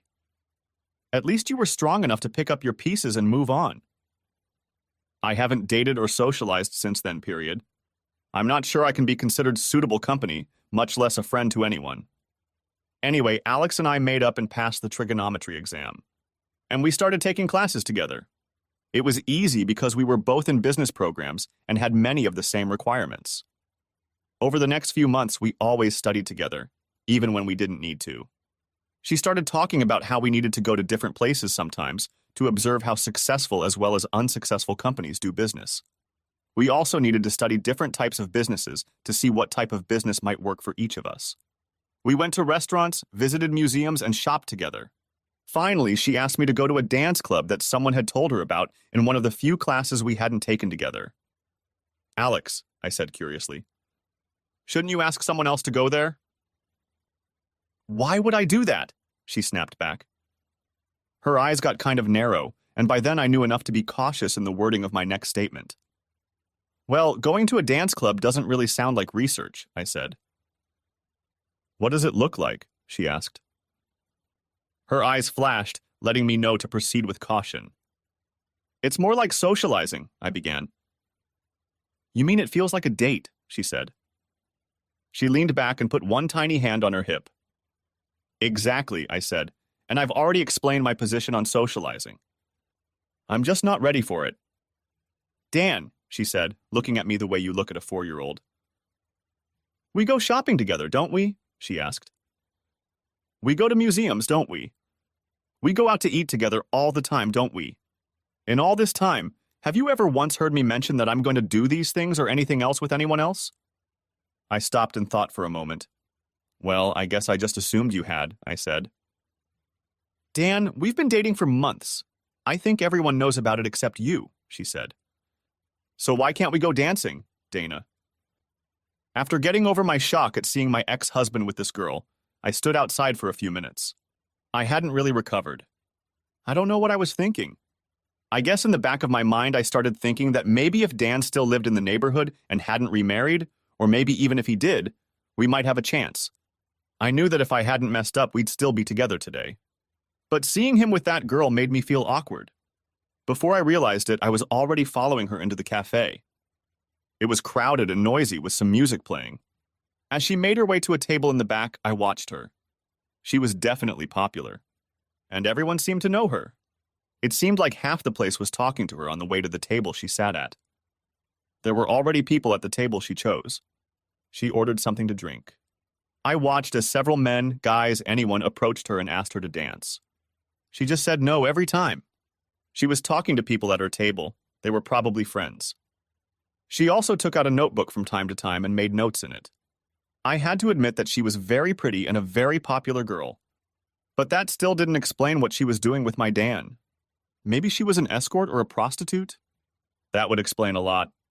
Dan was so broken after I broke his heart that he could no longer form a normal relationship and had to date prostitutes. If she was the center of attraction at the cafe, I was the complete opposite.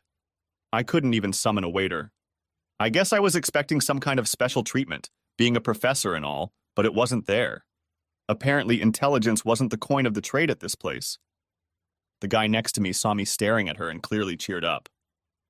"That's Alex," he said. "She's really hot. But don't get your hopes up, Mom. I don't think she's swinging that way. Although you're probably not the first woman to look at her." "She's definitely popular," I said. "Not in the way you think," he countered back. "Most of the people you see sitting with her or going to talk to her work for her." I turned to look at him more seriously. Maybe he could help me after all. "Let's find a table and talk," I said. He looked at me questioningly. "Don't worry, I just want to find out a few things," I said. "And I'll pay for your food and drinks." That actually worked. He raised his hand, a waiter appeared and pointed us to a dirty table that was very close to my target. Yes, I called her my target because she had what I wanted. I hadn't planned anything like this when I left my apartment this morning.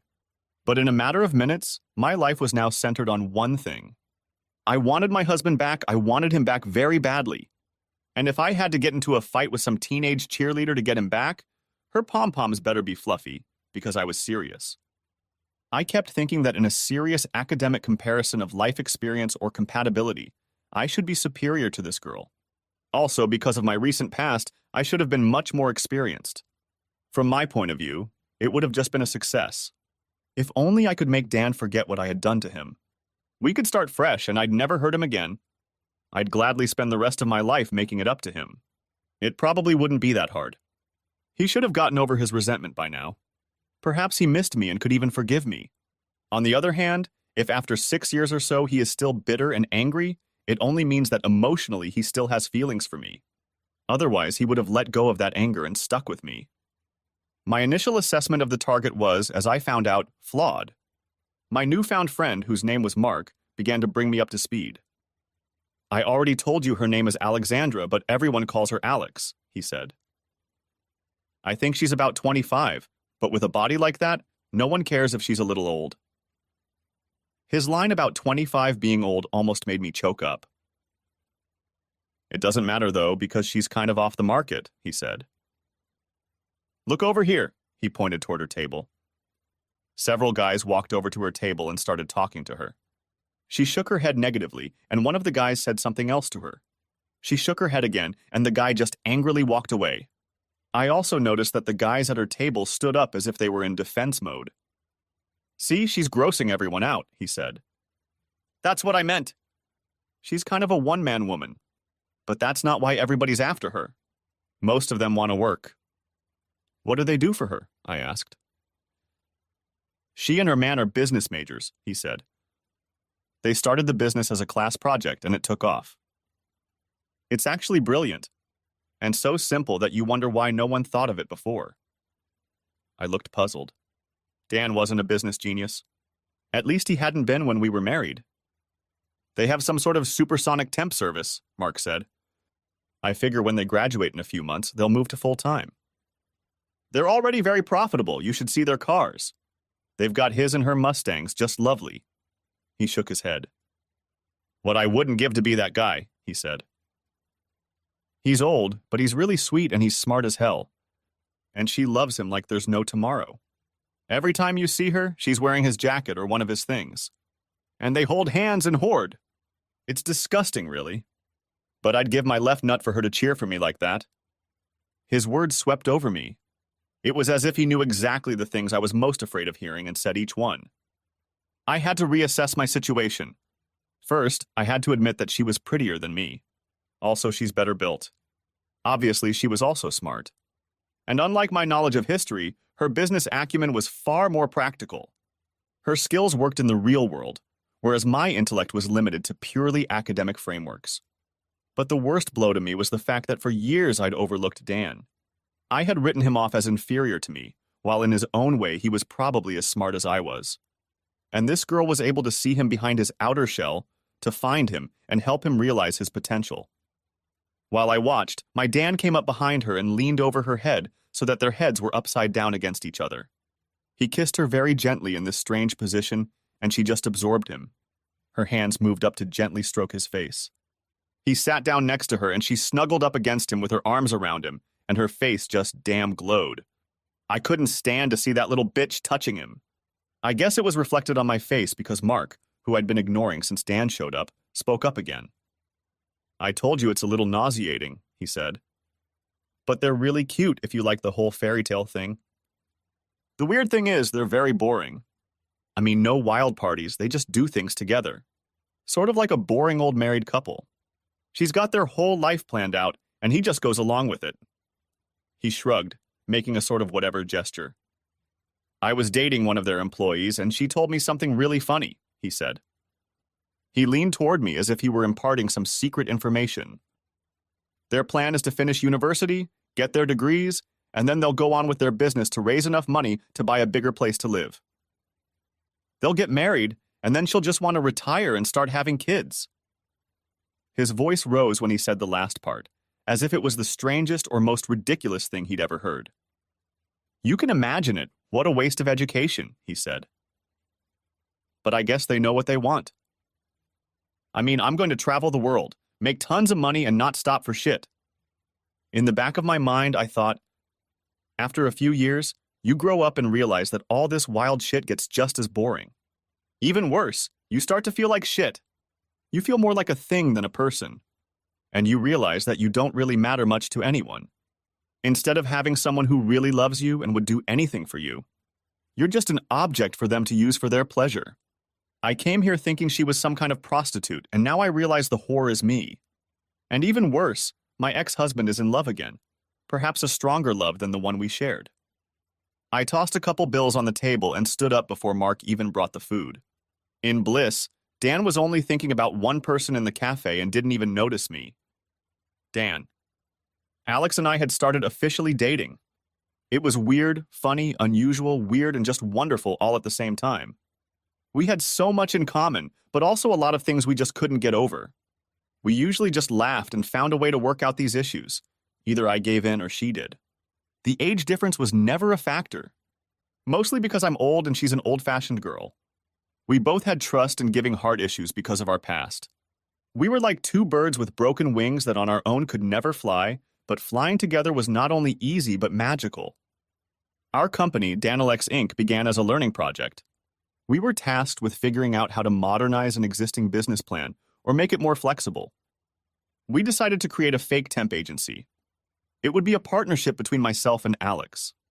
By this time, we weren't just dating anymore, but we weren't exactly getting intimate. We did cuddle and kiss a lot, though. I think we were both a little shy at the time.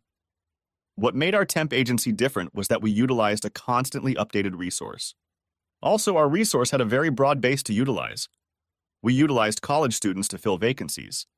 Alex handled the administrative side, and I handled the managerial side. She handled payroll, payments, taxes, billing, records, and so on. I handled scheduling, client meetings, worker meetings, and organizing and running client and worker events. We had spreadsheets, flyers, our business plan, and sample reports. We even went so far as to make letterhead and business cards. It was great. When we got to the professor's pre-defense, he reminded us that this was a group project. And for a group, you need 4 people, at most 3. But he liked our idea. He suggested a couple bright students from our class who were in backward groups. We talked to a few and chose Darla Martin to work with us. We didn't make her a partner, but she became a full part of the team. Our meeting with Darla was a lot of fun. She was tall, thin, and had a very simmering personality. Her first words to us were, "So the professor told you two to really have a band, huh?" She smiled and said she wanted to work with us anyway. "But you guys are hard to talk to. You guys are like us against the world. Are you guys like married or something?" "Or something like that," Alex replied. "But we'll keep you posted." Darla was brilliant in that her skills covered an area that neither Alex nor I excelled in. Darla was a genius at marketing. Alex and I were so busy developing and creating our business plan and procedures that we hadn't thought about how we would market it. Darla took over the marketing. We got our A game. But we must have lost our business cards or flyers somewhere, because the same night we saw our grade, we got a call. Someone had found one of our cards and was trying to hire us. We called Darla and told her about it. She laughed with us. Alex then turned to me with a serious look on her face and asked, "Dan, what are we going to do next?" "Whatever you want, Alex," I replied.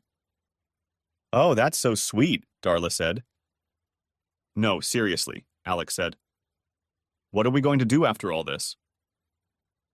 "I don't want us to drift apart and you working for one company and me working for another. Then we never saw each other. We grew apart. Our lives went to hell, and you started cheating on me." Darla and I looked at her frantically. "And we're getting divorced," she said. "Alex, I would never cheat on you," I said. "I'd die first, and we don't have a sex life as it is." "You guys aren't having fun?" "You're kidding, right?" Darla said. "What's your answer?" asked me. "Let's do it for real," said Alex. Long story short, that's what we did. Our plan was to find situational workers or temporary employees for a wide variety of businesses to supplement or expand our clients' existing staff. If a business needed secretaries or file clerks, we gave them business majors. If they needed designers or draftsmen, we took engineering students. We had chemists, medical technicians, and lab technicians. Virtually any job they needed, we could fill. It was a triple-win situation. Businesses received a steady supply of highly skilled and adaptable workers, some of whom got permanent jobs. College students everywhere need money, so we had no shortage of student volunteers. And we were making money, lots of money. Let's face it, our startup costs were practically zero. We already had everything done for the project. It was pure profit. Alex took over the books, I started calling clients, and Darla started a marketing campaign with flyers, free radio and internet spots, and word of mouth. After a while, I found a much more organized way of screening suitable applicants for positions. I created a system of recommendations from professors in each of the disciplines we needed. Professors received a small percentage for recommending their best and brightest students. This also forced students to work and study harder in hopes of getting those recommendations. Being one of our faculty advisors was a highly sought-after position. If you were a math teacher who worked with us, you had a lot more students in your class because a lot of students wanted that job. I think the best thing that happened was that Alex and I got to spend even more time together. At that point, we didn't have a building. We ran the business out of my apartment. After a day at school and a long evening spent reading books or planning presentations for local businesses, we would sometimes spend several days in a row together. Then Alex started taking her clothes with her just to change there, instead of me taking her home before going out. Or if it was one of our late-night cramming sessions before class. One night, as I was practicing a PowerPoint slideshow for the next day's meeting, I noticed Alex falling asleep. "Come on, sleepyhead, I'll take you home," I said. "I'll just sleep here," she replied. "You could run me over with a feather." The next morning, when Darla came in all bubbly as usual, she asked me, "Where's Alex?" "She's still asleep," I replied. "Why don't you go get her?" she asked. "Did you two have a fight?" I don't need to go pick her up, she's here, I said. Darla raised her eyebrows a few levels but didn't say a word. That's how rumors get started, I said. She slept on the bed and I took the couch. You're kidding me, Darla said. You're pretty dumb, aren't you? She asked. Aren't you supposed to be older and more experienced? Consider this. A woman who clearly likes you is spending the night at your house. She tilted her head as if I had to figure out what the hell she was talking about. She asked you to stay over too, didn't she? She asked. Maybe, I replied. What do you think she had in mind? Darla asked. Maybe she was too tired to go home and just wanted to spend the night, said I. You know, Dee, we're both dent-free. Maybe she wanted to test me to see if I could be trusted. The door to the bedroom opened and a sleepy Alex came out of there. She then started the shower and closed the bathroom door. I still can't believe you guys aren't... You know, she didn't go home. Wow, this is getting serious. Everyone in her dorm will probably notice...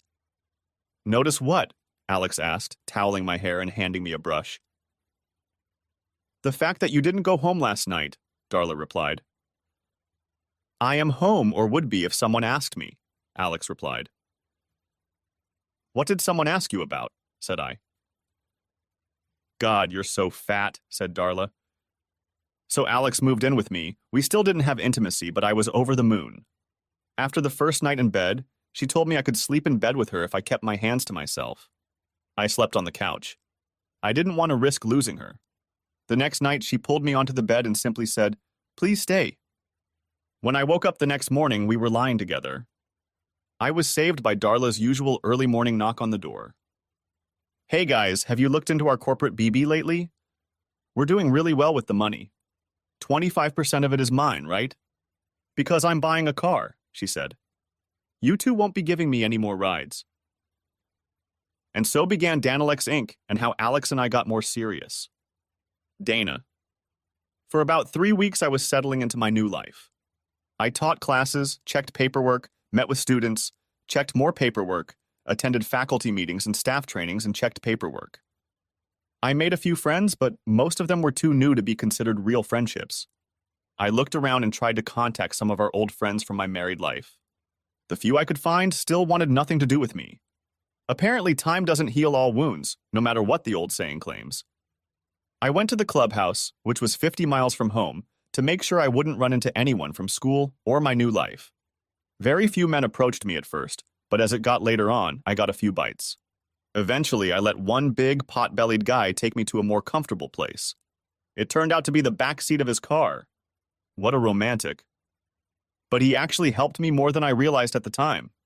My session with him was actually a microcosm view of all my relationships since I had broken up my marriage. So I went on with my life, but mostly my heart just ached. When I was teaching classes or walking down the hallways, I never saw Dan or his bimbos. But I heard about them all the time. I'd walk by a math class and the professor would ask, "What is symmetry? Describe something symmetrical." Some pimply-faced nerd would raise his hand and say with a smirk, "Alexandra Stanton." And I'd see those damn Danalex t-shirts on everybody. Even some faculty members wore them. I freaking hated Danalex. One of my new friends, Melva Bryant, decided that living as a hermit wasn't right for me. So she decided that she and I and a couple other female faculty members should have a girls' night out. We decided to meet, oddly enough, at the same bar club I had gone to the week before. Oh joy. But at least I'll get to go out. We decided that I would go with her and meet up after class the next day. She called me an hour before the meeting and told me she'd be a few minutes late because she had to turn in her list, and as a new teacher, she thought I'd be interested. In fact, I don't think she knew. When I walked into the staff office, I heard her voice in the cubicle. I figured she had students, so I took a seat outside to wait. She saw me, gestured for me to come in, and I heard her voice say, "This is the new history professor I told you about." As I entered the stall, time slowed down dramatically. I remember seeing a woman's tanned and trim legs that were at least a mile long. That damn tawny-colored hair, falling in waves halfway down the small of her back. She probably had at least a yard of cleavage in her low-cut sweater, and those crystal-clear eyes. When she looked at me, there was no recognition in them. There shouldn't have been, since we'd never met. But Dan recognized me instantly and jerked back, his growl of disgust not hidden fast enough for anyone to see. Before I could utter a word, the little bitch jumped up and came between me and my Dan, as if she was supposed to or could protect him from me.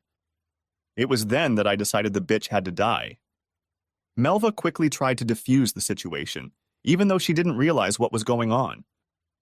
Dan Patterson, I'd like to introduce you to Dana Woodruff Patters. Damn it, Melva said. Exactly, Dan replied. Melva, can we do this tomorrow? Call Alex in the morning and you can reschedule.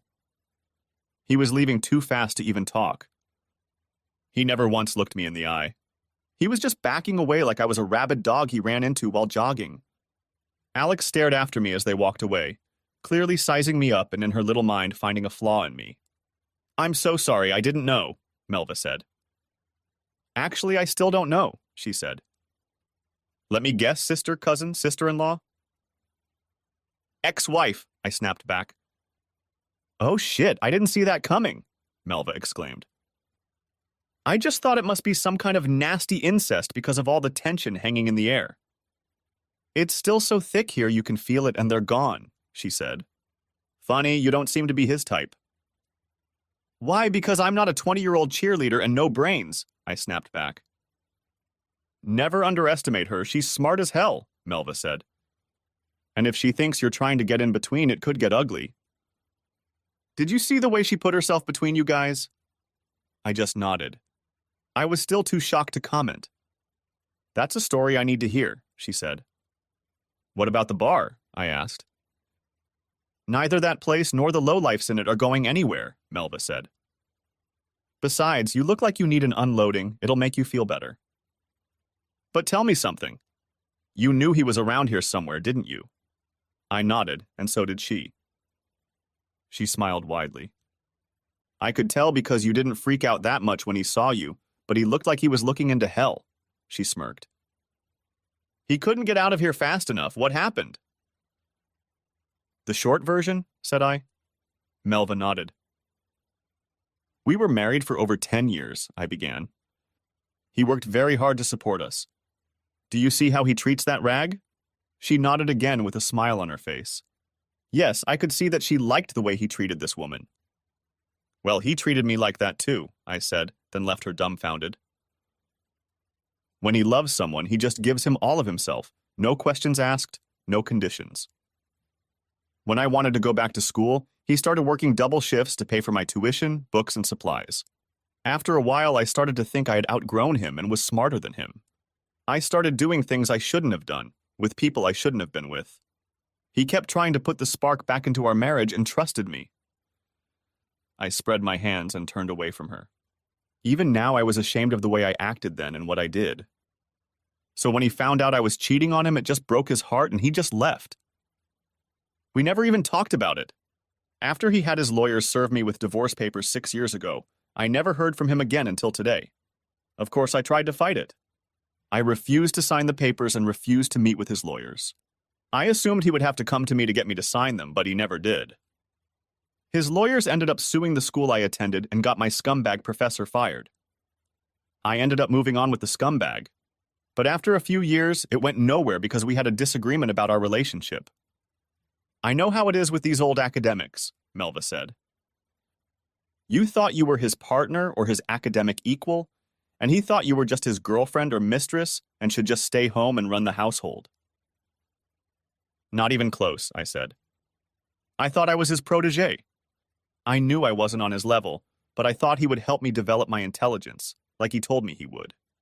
He considered me his personal whore, and when he got sick of me, he passed me on to all his friends who treated me like a dumb rag. So 6 wasted years later, I'm teaching at a community college, and who shows up here?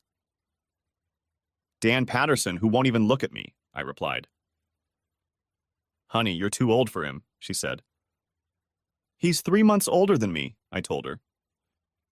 Well, the years don't affect us all the same, she said. You want him back, don't you?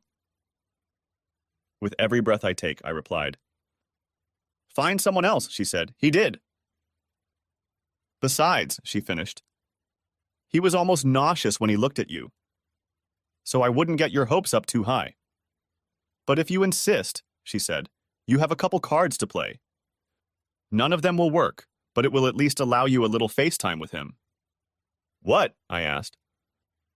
First of all, she said, if he's your ex-husband, you can legally hire a lawyer and take him to court to amend your agreement. He's on the verge of getting an RFR with Danalex.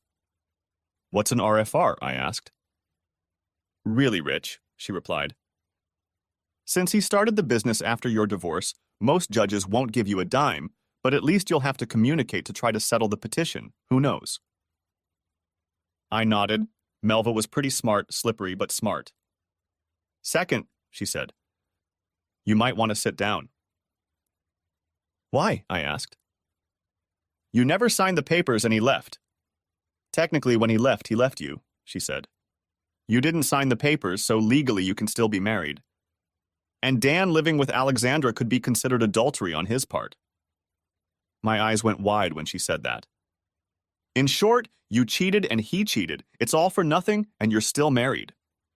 Most judges will want counseling to try to work out your problems before they give you a divorce. He may even have to stop seeing her for the duration of counseling. I was grinning from ear to ear. Mentally, I was going to take Melva's plan one step further.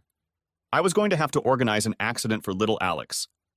There were several reasons why this was going to happen. I knew that Dan would never willingly give up this little girl. I also knew that she would never give him up either. She would kill me first. And number 3, if something happened to her, Dan would get hurt very badly. Not that I wanted to hurt him, but the facts were there. He'd only loved 2 women in his entire life. So if something happened to this little bitch, who else could he turn to help him through his grief? Helping him cope with the tragic loss of poor little Alex would be a way to blot out my past transgressions. I needed a lawyer, a plan, and makeup. Dan. Alex, we need to go on vacation, I said. 2 questions, she replied. 1. She held up one of her tiny fingers. Where are we going and for how long? She asked. Anywhere, I replied. Let's go to Paris. Women always want to see Paris. I don't, she said. It's just another city. 2, she said, raising another finger up in the air. Why, and more importantly, why now? She asked. It's that evil bitch, isn't it? Should have kicked her ass then. I was really amused by this because Alex was so out of sorts. She's actually not used to using profanity, and here she's saying bitch and ass in the same sentence. Besides, Dana wasn't a huge woman, but Alex was petite. So the idea that she could really kick anyone's ass was amusing. Judging purely on size and disposition, I think most junior high girls could kick Alex's ass. So I had to avoid laughing at her, but her desire to protect me made me love her even more. We're not going to let her run us out of town, no way. We have a business to take care of, she stated emphatically. Besides, I'm already on vacation, she said, snuggling up to me. Every day we're together is a vacation, Dan. It's not what I wanted when I was a little girl. That will come after a while. But right now I can't think of anything I want more than us. I know that old woman hurt you, but I'll never let her do it again. She teaches history. We've both already completed our history requirements. We don't need to have any contact with her. Let's just be ourselves and let her go to hell, she said. Is there anything else, ma'am? I asked. Yes, we need to have a board meeting right now, she smiled. Okay, I said. I'll call Darla and get her down here. Not that kind of board meeting. Her smile grew even brighter. What other ones are there? I asked. The kind we have in our bedroom when we're bored, she said, smiling. Or when I'm bored, she snapped out of her seat and ran for the door. I ran after her, forgetting what I was even worried about. Why was I worried? I was in love with the most beautiful girl in the universe. Why should I care that my dried-up slut ex-wife taught at our school? Because life always wants to piss in your cornflakes, that's why. Dana. Over the next few days, I was very busy and worked very hard. My plan needed work on 3 fronts. First, I needed to find a good attorney to look into both legal aspects of my case. The one that interested me the most was the fact that we could still be married. I hadn't actually signed the damn divorce papers, but I remember there was a clause in them that said they would be approved after a certain period of time, whether I signed them or not. But what was more interesting was that Dan, being the injured party and having filed the lawsuit anyway, just disappeared. Now, if he hadn't signed the papers, the lawsuit could be dismissed. I had hurt him so badly that he just filed and left town. Pursuing Dan for money was secondary because I didn't need Danalex, I only needed Dan. Naturally, his money was going to come with him. The second part of my plan was to work on myself. I joined a gym, got a personal trainer, and started a diet and exercise program. If I wanted to have even a chance to compete with Miss Teen America, I needed to be the best I could be. But it wasn't easy. Even I have to admit that I'm nowhere near as beautiful as she is. And yes, I had fun with the coach too, so what? The last part of my plan involved finding people who hated the little bitch as much as I did. It would be ideal to drag her out of the restaurant or club while Dan waited for her. After they got her out of there, they could do whatever they wanted with her. I wanted them to get it on tape. Then I would show the video to Dan. I needed to make sure he thought she did it of her own free will. Then she'd be no better than me. And the way he treated cheaters, he would have had to leave her. Just imagine his little heart shattering and me flying in to pick up the pieces. A few weeks later, I was ready. My attorney looked into the situation and found out that there was no final judgment on our divorce. We were still effectively married pending the filing of papers. We were actually legally separated, but we had no contact and no property was divided. It was tenuous at best, but it was sufficient for my needs. My attorney told me that 6 years of separation and the fact that I had effectively destroyed the marriage would likely not bring me a dime. They urged me to just let it go and move on with my life. But all I needed was a meeting. Honestly, until I saw my husband with that little bitch, a meeting was more than I had hoped for. But now, if everything went according to plan, I could have the whole package. The day of the appointment came and I dressed and prepared for it thoroughly. I had my hair freshly styled and wore a brand new floral print dress. I was sitting in my attorney Mike Miller's office when the door opened. Things didn't go the way I expected. But then Dan never seemed to do what I expected again. I had hoped he would come alone. But I expected him to bring the Thrash Barbie trailer with him. There was also the possibility that he would bring his lawyer with him as well. What I didn't expect was for them to show up the way they did. He hired the largest law firm in the state specializing in divorce. There were 4 lawyers, 2 legal secretaries, a paralegal, and their own transcriptionist who recorded the meeting and gave copies to both parties. After the legal team entered, Dan walked into the room holding his bimbo's hand. This time, I was actually able to get a good look at her. The first time I saw her up close was too crazy for me to really look at her. I have to admit, the bitch is really beautiful. And unfortunately for me, it's not makeup or plastic surgery. She's just naturally goddamn gorgeous. Damn, this is gonna be tough. She also had the kind of lips that told me that if I ever farted in its direction, she'd rip my lungs out through my nose and then make me eat them. She was also dressed like an adult today, which made me realize that she might be a little older than I first thought. She was wearing a beautiful black dress that must have cost an arm and a leg. It was very conservative. Her hair was styled into one long braid and tied back in a ponytail. The little bitch turned out to be a lot smarter than I gave her credit for. Her outfit made mine look a lot less serious. Then I noticed her real attack. She hadn't let go of his hand for a second, and now, sitting at the table with their still joined hands, I saw it. The largest sapphire engagement ring I had ever seen. The sapphire alone was large enough to choke an elephant. It was surrounded by a double row of beautiful white diamonds. That bitch was never going to marry Dan. After my lawyer made his statement, I realized we were never going to see a trial. He was good, but he was out of his league. Dan's legal team crushed him. By the end of the meeting, he was running around them and getting them coffee. Really, he managed to score the only critical point I had. In order to sign the papers, I needed a face-to-face meeting with Dan. That was the real reason for this whole mess. The counselor explained that I felt bad about the way our marriage ended and that I was completely to blame. I had gone through counseling for my unconscionable actions and wanted to help him calm down a bit. His lawyers looked at it and said it sounded very reasonable. If that's my only request, then we can sign the papers and end this here and now. Dan nodded his head silently, and the lawyers started to leave the room to give us some privacy. 10 minutes, Dan said. You give your speech and we'll call it a day. I'm staying, Alex said, rising. She had the look of a cornered lioness, and her eyes drilled holes in my face. That's fine, I lied. I was hoping you'd stay. Both Alex and Dan seemed surprised that I wanted her to stay.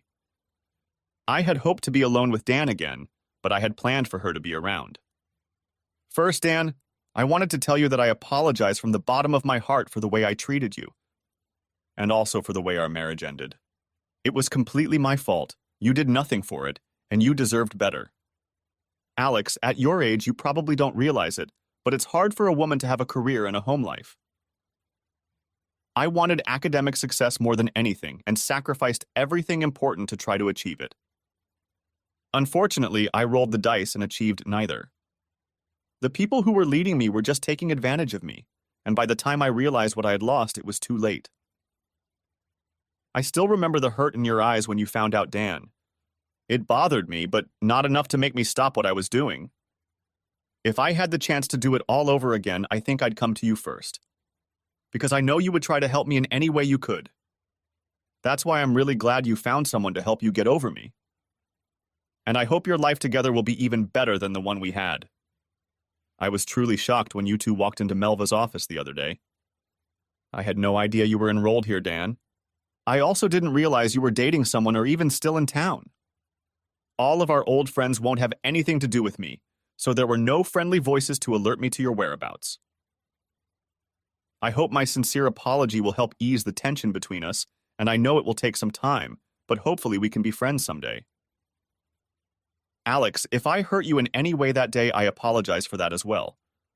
But it's not easy to see the only man you ever loved happy with someone else. And you both seem to be blissfully happy. That's all I can say, so please forgive me. I could tell I was partially successful. The little bitch's face softened a little, and she stopped looking like she wanted to bite her nails. Dan, however, was still just as angry as he had been from the beginning. I could tell he wasn't buying anything. They stood up, nodded to me, and headed for the door. She looked back at me and smiled a sort of sad smile. I wished I could read her mind so I knew what she was thinking. But Dan didn't even look at me. I couldn't understand why. If he still hated me so much, that meant he still had feelings for me. If he still had feelings for me, why was he with a Girl Scout? Dan. Alex, as usual, was willing to see only the good in people. Since the last conversation with Dan had ended, her anger at Dan had dissipated. She tried to reassure me by telling me that she loved me no matter what, and if I loved her just as much, Dana couldn't hurt us. On the other hand, I didn't trust the bitch as far as I could throw her, so I decided to seek help. Without Alex's knowledge, I hired a private investigator. I wanted to find out everything Dana did from the time she woke up in the morning until she went to bed at night. I found out a bunch of things that I found interesting. Some of the people she was seeing were suspicious too. She was seen giving money to Brian Austin, the same asshole I saved Alex from during our one and only fight. From that statement, please don't think that Alex and I didn't fight, because we fight all the time. It's just that our arguments are very short because neither of us care about anything more than each other.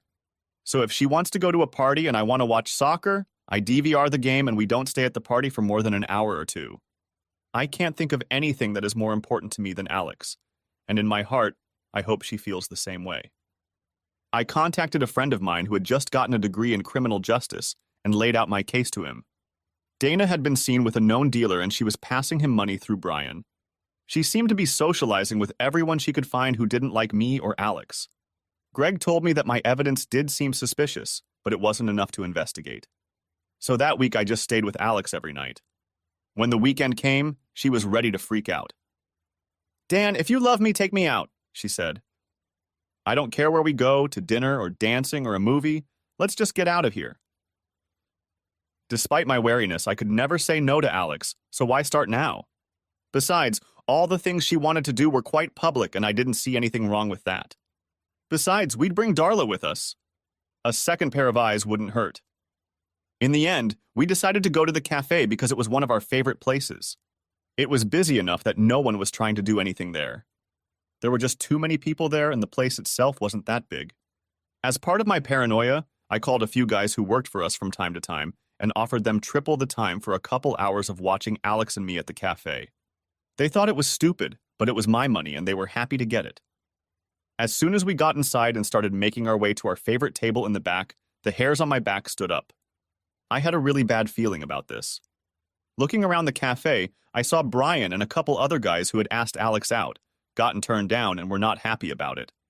I wasn't that bothered, though, because I saw my boyfriends too, and we had more of them. The final shock came when we got to our table and saw someone sitting there. The shock wasn't that the table was occupied. The shock was who was occupying it. It was Dana. She had a different haircut, dyed her hair, and wore a dress that must have cost her at least a couple of months' paychecks. I wondered what the hell she was trying to pull off. As soon as she saw us, she waved us over. Naturally, I pretended not to notice her and started looking for another table.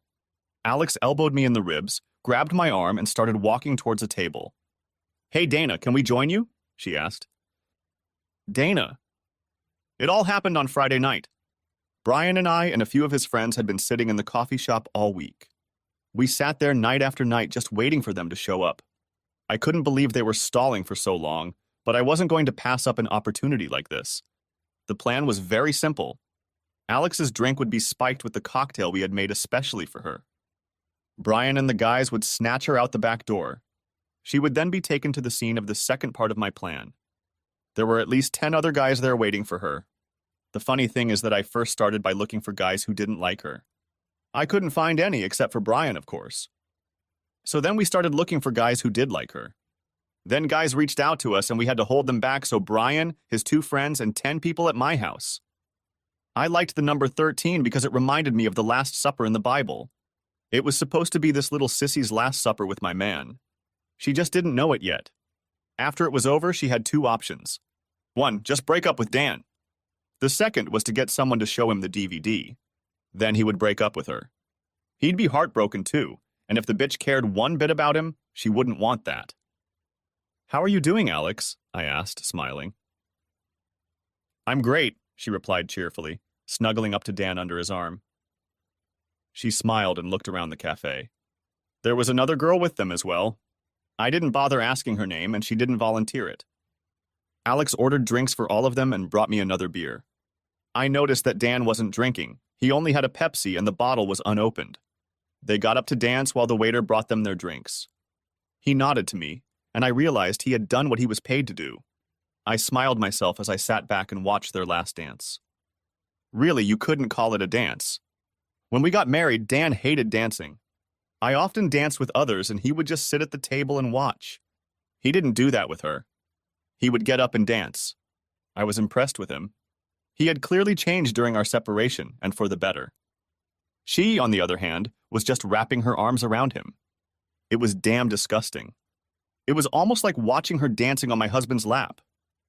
I tried to hide my displeasure and hoped I succeeded. Everyone in the cafe was watching them. Finally, they returned to their table and took their drinks. Alex, as I expected, ordered some kind of frou-frou drink. It was pink in color and was in a glass with a small umbrella. It might as well have had a little Barbie doll attached to it. Dan kept his eyes on me. They went back to the dance floor, this time leaving me with another girl. "Dan seems to be doing well," I said, trying to make polite conversation. "You mean since you ripped his heart out with a stupid goddamn spoon and left him to mess around with some ancient, boring old farts?" she said, smiling. I stared at her in shock. "Look, bitch, I may be Alex's best friend, but I sure as hell don't look anything like her," she said. Alex is living in her own little fantasy world with Dan right now. But she's really tough. She's been through some pretty bad relationships, and so has Dan. And if you think for 1 second that she's just going to stand there while you try to hop on your broom and fly off with her man, you're a damn moron. If you make one move in his direction, she's going to lay your dried up old ass down, Grandma. And if she can't, I will. I'd never seen anything like her. The whole time she was saying these things to me, she was smiling. Anyone looking at us would have thought we were just having a pleasant and polite conversation. I didn't even have time to think of a response before Dan and Alex came back to the table. Alex announced that she was going to the ladies' room. Dan looked at Darla and she got up to follow Alex. Alex looked at Darla as if she wanted Darla to stay with me and Dan. Finally, Darla followed Alex. I was alone with my husband for the first time in almost 7 years. So, Daniel, I think we're past the "I'm sorry" part, but I wanted you to know that you've really made good progress. You've gotten a lot. "Leave it alone," Dan said in the coldest voice I'd ever heard. His voice was so cold that I swear every time he opened his mouth, a little light lit up inside, and I looked for the Frigidaire sign. He looked at me like I was a bug he was about to squash. His eyes were completely devoid of any emotion. I shuddered, and I realized I'd made a mistake. But now it was too late to stop. In that moment, I realized I was in a hopeless situation. The only way to keep him and Alex apart was for one of them to die. And if she died, he would turn heaven and earth upside down to find whoever was responsible. I had no way of getting him back ever. Looking toward the restrooms in hopes of catching Brian's eye, I saw that I was already too late. From his angle, Dan couldn't see as Alex began to stagger to her feet, and Brian came out from around the corner and grabbed her with one hand. Darla tried to scream, and Brian viciously punched her in the face and she fell. Brian then picked up Alex and headed out the back door. All at once, 4 or 5 guys ran after them, yelling for them to warn Dan. I grabbed Dan's hand and said, "Wait, Dan, she's no good for you. She's too young. She's not smart enough for you." Dan looked at his hand that I had grabbed him by. I guess that was his version of a warning. It was also the last thing I remember before I fell backwards, smashing the table and passing out. Dan. Walking out of the club that Friday night, I was more scared than I had ever been in my life. I jumped in the car as a couple of my boyfriends pointed at the taillights receding into the night. I didn't know what kind of car it was, and I didn't care. Whoever did this couldn't get away, and when I caught him, it would be over. I left the parking lot to the squeal of exhausted rubber. As soon as I hit the road, I pushed the gas pedal to the floor and listened to the howl of the supercharger. I was catching up so fast that I passed another car with a few of my guys in it. I was about to put my nitrous oxide gas into action when I saw the car slow down and pull into the driveway. I didn't want to let them know I was onto them, so I continued down the driveway to the next house. I got out of my Mustang and ran back toward the house. I entered the house ready to be destroyed. As I looked around, I heard a door slam behind me. Alex was nowhere to be seen by me. All I saw was a bunch of guys playing cards. At this point, none of the guys present were paying attention to me. To them, I was just another guy. I started to stagger toward the door, and one of the guys grabbed my arm. "Hey, asshole, who says you have to go first?" he said. "I won the damn prank, so I'm getting some after Brian's done. So just sit down and take a number." I grabbed a heavy wine bottle off the table and smashed it over his head. He collapsed and fell into a puddle at my feet. As I looked around the room, there was silence for a second, and time seemed to slow down. I heard a voice that seemed almost comically slow say, "Oh shit, it's him." I grabbed the other guy by the neck and smashed him across the card table they were playing cards on. The room started to clear and all the guys ran for the exit. I silently opened the door just in time to see my Alex, barely on her feet, fighting off Brian Austin. She collapsed into a chair, and if I hadn't been so angry, it would have been funny. Brian turned around, but he was too late. My punch hit the side of his head, twisting it. Then I kicked him in the side. Then I felt my hands grabbed from behind me and pulled me away from Brian. "Stop it. You're going to destroy him." "That was the plan," I told the officer. The cop just looked at his partner and said, "We didn't hear that." I walked over to Alex, took off my t-shirt, and covered her with it. 2 EMTs came in and sat her down. They looked into her eyes and measured her vital signs. "She's on something," one of them said. "We better get her to the hospital." The officer who grabbed me said, "And we'll take him down to the station to answer some questions." Greg burst into the room and started talking to the officers who nodded. "We'll be right outside," the officer said. "Dan, drink this," Greg said, handing me a small vial of clear liquid. "What is it?" I asked. "You want to go to jail?" he asked. I drank the vial down to the bottom. It tasted like cleaning solution. Greg opened the door and the officers stepped back. They handcuffed me and started to put me in the patrol car. "Hold on," Greg said. He beckoned the EMTs over to him. "Take a sample of his blood too," he said. One of the techs ran to the truck and came back with a needle. "Roll up your sleeve, sir," he said. Greg smiled as the patrol car pulled out of the driveway. My arm stung like hell from the needle, but I had other considerations. First and foremost, I needed to find out what was going on with Alex. I also wondered why I was going to jail. Everything became clear over the next few hours. Alex was left at the hospital overnight for observation. She really wanted to see me, but she wasn't allowed out until more tests were done in the morning. I wasn't facing any charges at this point, but I could have 3, 4 assault cases against me, plus a speeding and reckless driving case. Basically, it looked like I just freaked out in a coffee shop and beat the crap out of my ex-wife for no reason. I then allegedly jumped in my car and drove off, speeding. I drove to someone's house, invaded a private party, and then assaulted 3 men there. At that point, I was only being held for questioning and charges were to follow. Darla came to see me. Her left eye was swollen and closed. "Are you okay?" I asked.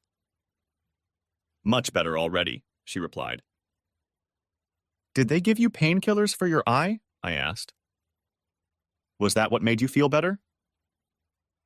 "Nah, seeing that asshole who hit me in the hospital after you were done with him," she smiled. "Now that made me feel better." "Alex is pissed," she said quietly. "She doesn't understand why you're not with her." "They're holding me for questioning," I said. "Oh, I'd better go and tell her that now," she said. "What makes her think I wasn't there?" asked I. "She thinks you think she's damaged goods," Darla laughed. "What?" said I to Darla's receding back. Almost 2 hours later, a very solid-looking man walked into the room. His hair was completely gray. He was wearing a suit that had seen better days. I don't think I'd ever seen him before, but there was something familiar about him. He looked at me over his glasses. In his hands, he held an official-looking folder. "You don't look like the type," he said. "What type?" I asked. He gently but firmly took my hand, rolled up my sleeve, and looked at my arm. "Definitely not the type," he said. "I'm the chief of detectives in charge of your investigation. You seem like a reasonable guy, so why don't you tell me the story? I already know what the evidence points to, but I'd like to hear your side of the story." "I really need to see Alex," I said. He looked at the folder and, without looking back at me, said, "Ah, the alleged victim." "What do you mean alleged?" I asked, my eyes narrowing more than slightly. "Calm down, buddy. I'm just trying to get to the bottom of this," he said. "Going by the evidence, there are a few ways I can look at it," he added. "1, you and your girlfriend, who I might add is a little young for you, but that's neither here nor there. You and her are at a club. She leaves you sitting there with your ex-wife. She does it because she's jealous of the ex with the ball and chain. So she takes and leaves with another guy to make you jealous." He looked at me over his glasses and continued talking. I think he was trying to see how I would react to his speculation. "You hit your ex in a fit of rage and race after her on her tail. You violated several traffic laws and entered a private residence uninvited. Then you assaulted several citizens to stop her consensual affair." "That's the biggest load of crap I've ever heard," I said. "So why don't you tell me something better then?" he said. I sat back down and tried to calm myself down. "First of all, nothing was consensual," I said. "How do you know?" he asked. "Because she's not," I replied. "She's very beautiful," he said. "Maybe there's a secret side to her." I jumped to my feet again, ready for a fight. "Sit your ass back down," he growled. "Screw you!" I yelled back just as loudly. "Alex is the air I breathe," I told him. "There's no way she would do something like that. I have complete faith in her." "So you got lucky, you ran away without realizing anything. To try to save her instead of calling the police like you should have," he said. "I had to get to her," I said. "And you were very lucky," he said. "But what if you hadn't been so lucky? If she was out of it and you saw her with a bunch of guys and you showed up in the middle of it?" "What then?" he asked. "I would have destroyed them all," I replied. "And then what?" he asked. "I'd probably go to jail," I said. "And then what?" he asked. "What about you and your girlfriend?" "What do you mean?" I asked. "Would you still be able to be with someone after seeing that picture?" "Even if it was against their will, it would take a long time to overcome." "You're not a spring chicken to anyone." "Number 1, I said. I already told you Alex isn't like that. If you knew her, you'd realize she's the sweetest, most special person on this planet. And if I'd been late and she'd been attacked, I'd still love her for the rest of my damn life, no matter what. If you knew us, you'd realize that," I said. Oh, I already knew that, he said.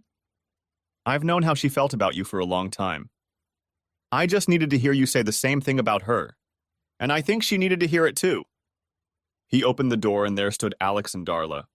Both of them looked like they could barely stay on their feet. Alex slowly walked over to me and took my hand. She slowly ran her hand around me. I was so scared, she said. Come on, you knew I was coming for you, I said as I hugged her. Oh, not again, she said.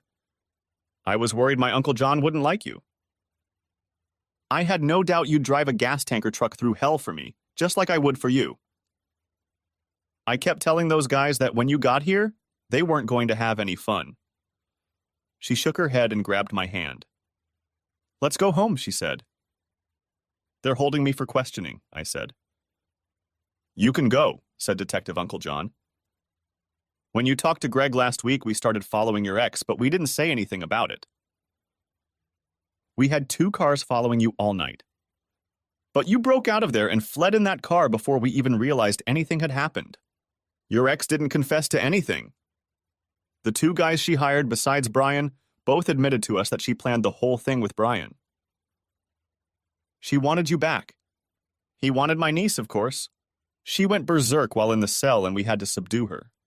We'll probably need you both to testify, but other than a speeding ticket, I see no reason to charge you. Epilogue. Alex and I returned home and lived happily ever after. 3 weeks later, we were married. We didn't even wait until after graduation. We continued to build our company for about a year and probably would still be doing it now if only our plans hadn't changed a bit. Alex somehow got pregnant, so whatever. Anyway, we sold Danalex for a moronic amount of money. Alex wanted to be a stay-at-home mom and insisted we stay at home together. Dana never recovered from the incident. A few months after the incident, I was called to a nearby psychiatric hospital to visit her. Her doctor said that seeing me might help her deal with her problem. I expected her to be either very apologetic and remorseful or angry and bitchy. I was quite surprised to find neither. At first, the doctor wanted me to go in alone, so Alex just stood outside by the door. Hi, Dana, I said uncertainly.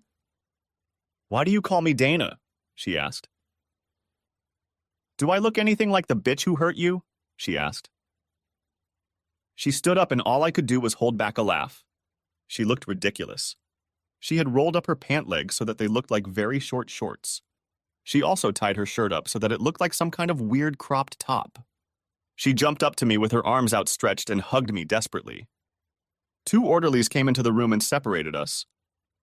Tell them who I am, she said. Her eyes seemed manic, and she continued to look around the room. Who am I supposed to tell that you're Dana? I asked. I felt a small empathic connection with her. I'm Alex, she replied. You're Alex. I just walked back out the door to her doctor's office without saying anything to her. Do you see a problem? Her doctor asked. We need to give her some reason to try to accept our treatment program. She seems to be fixated on you, to the point where she would do anything to be a part of your life. Would you be willing to be a part of her treatment? At this point, Alex spoke quietly. I think I know how to help her, she said. Alex walked into the room and said, Hi, Dana. She pulled me into the room and kissed me hard. Then she turned around and looked at Dana, who was startled. Once upon a time, you had a man who loved you very much. She kissed me again. You threw him away, she kissed me again. I caught him, she kissed me. You broke his heart into 1,000,000 pieces, and I put them all back together again. Better than new, I said. Have a nice life, Dana, she said as we walked away, laughing. I guess we knew it was a cruel thing to do, but after everything I and we had been through, we just didn't care. We never saw or heard from Dana again. Thanks for watching. I hope you enjoyed it, so subscribe to my channel and watch the next video.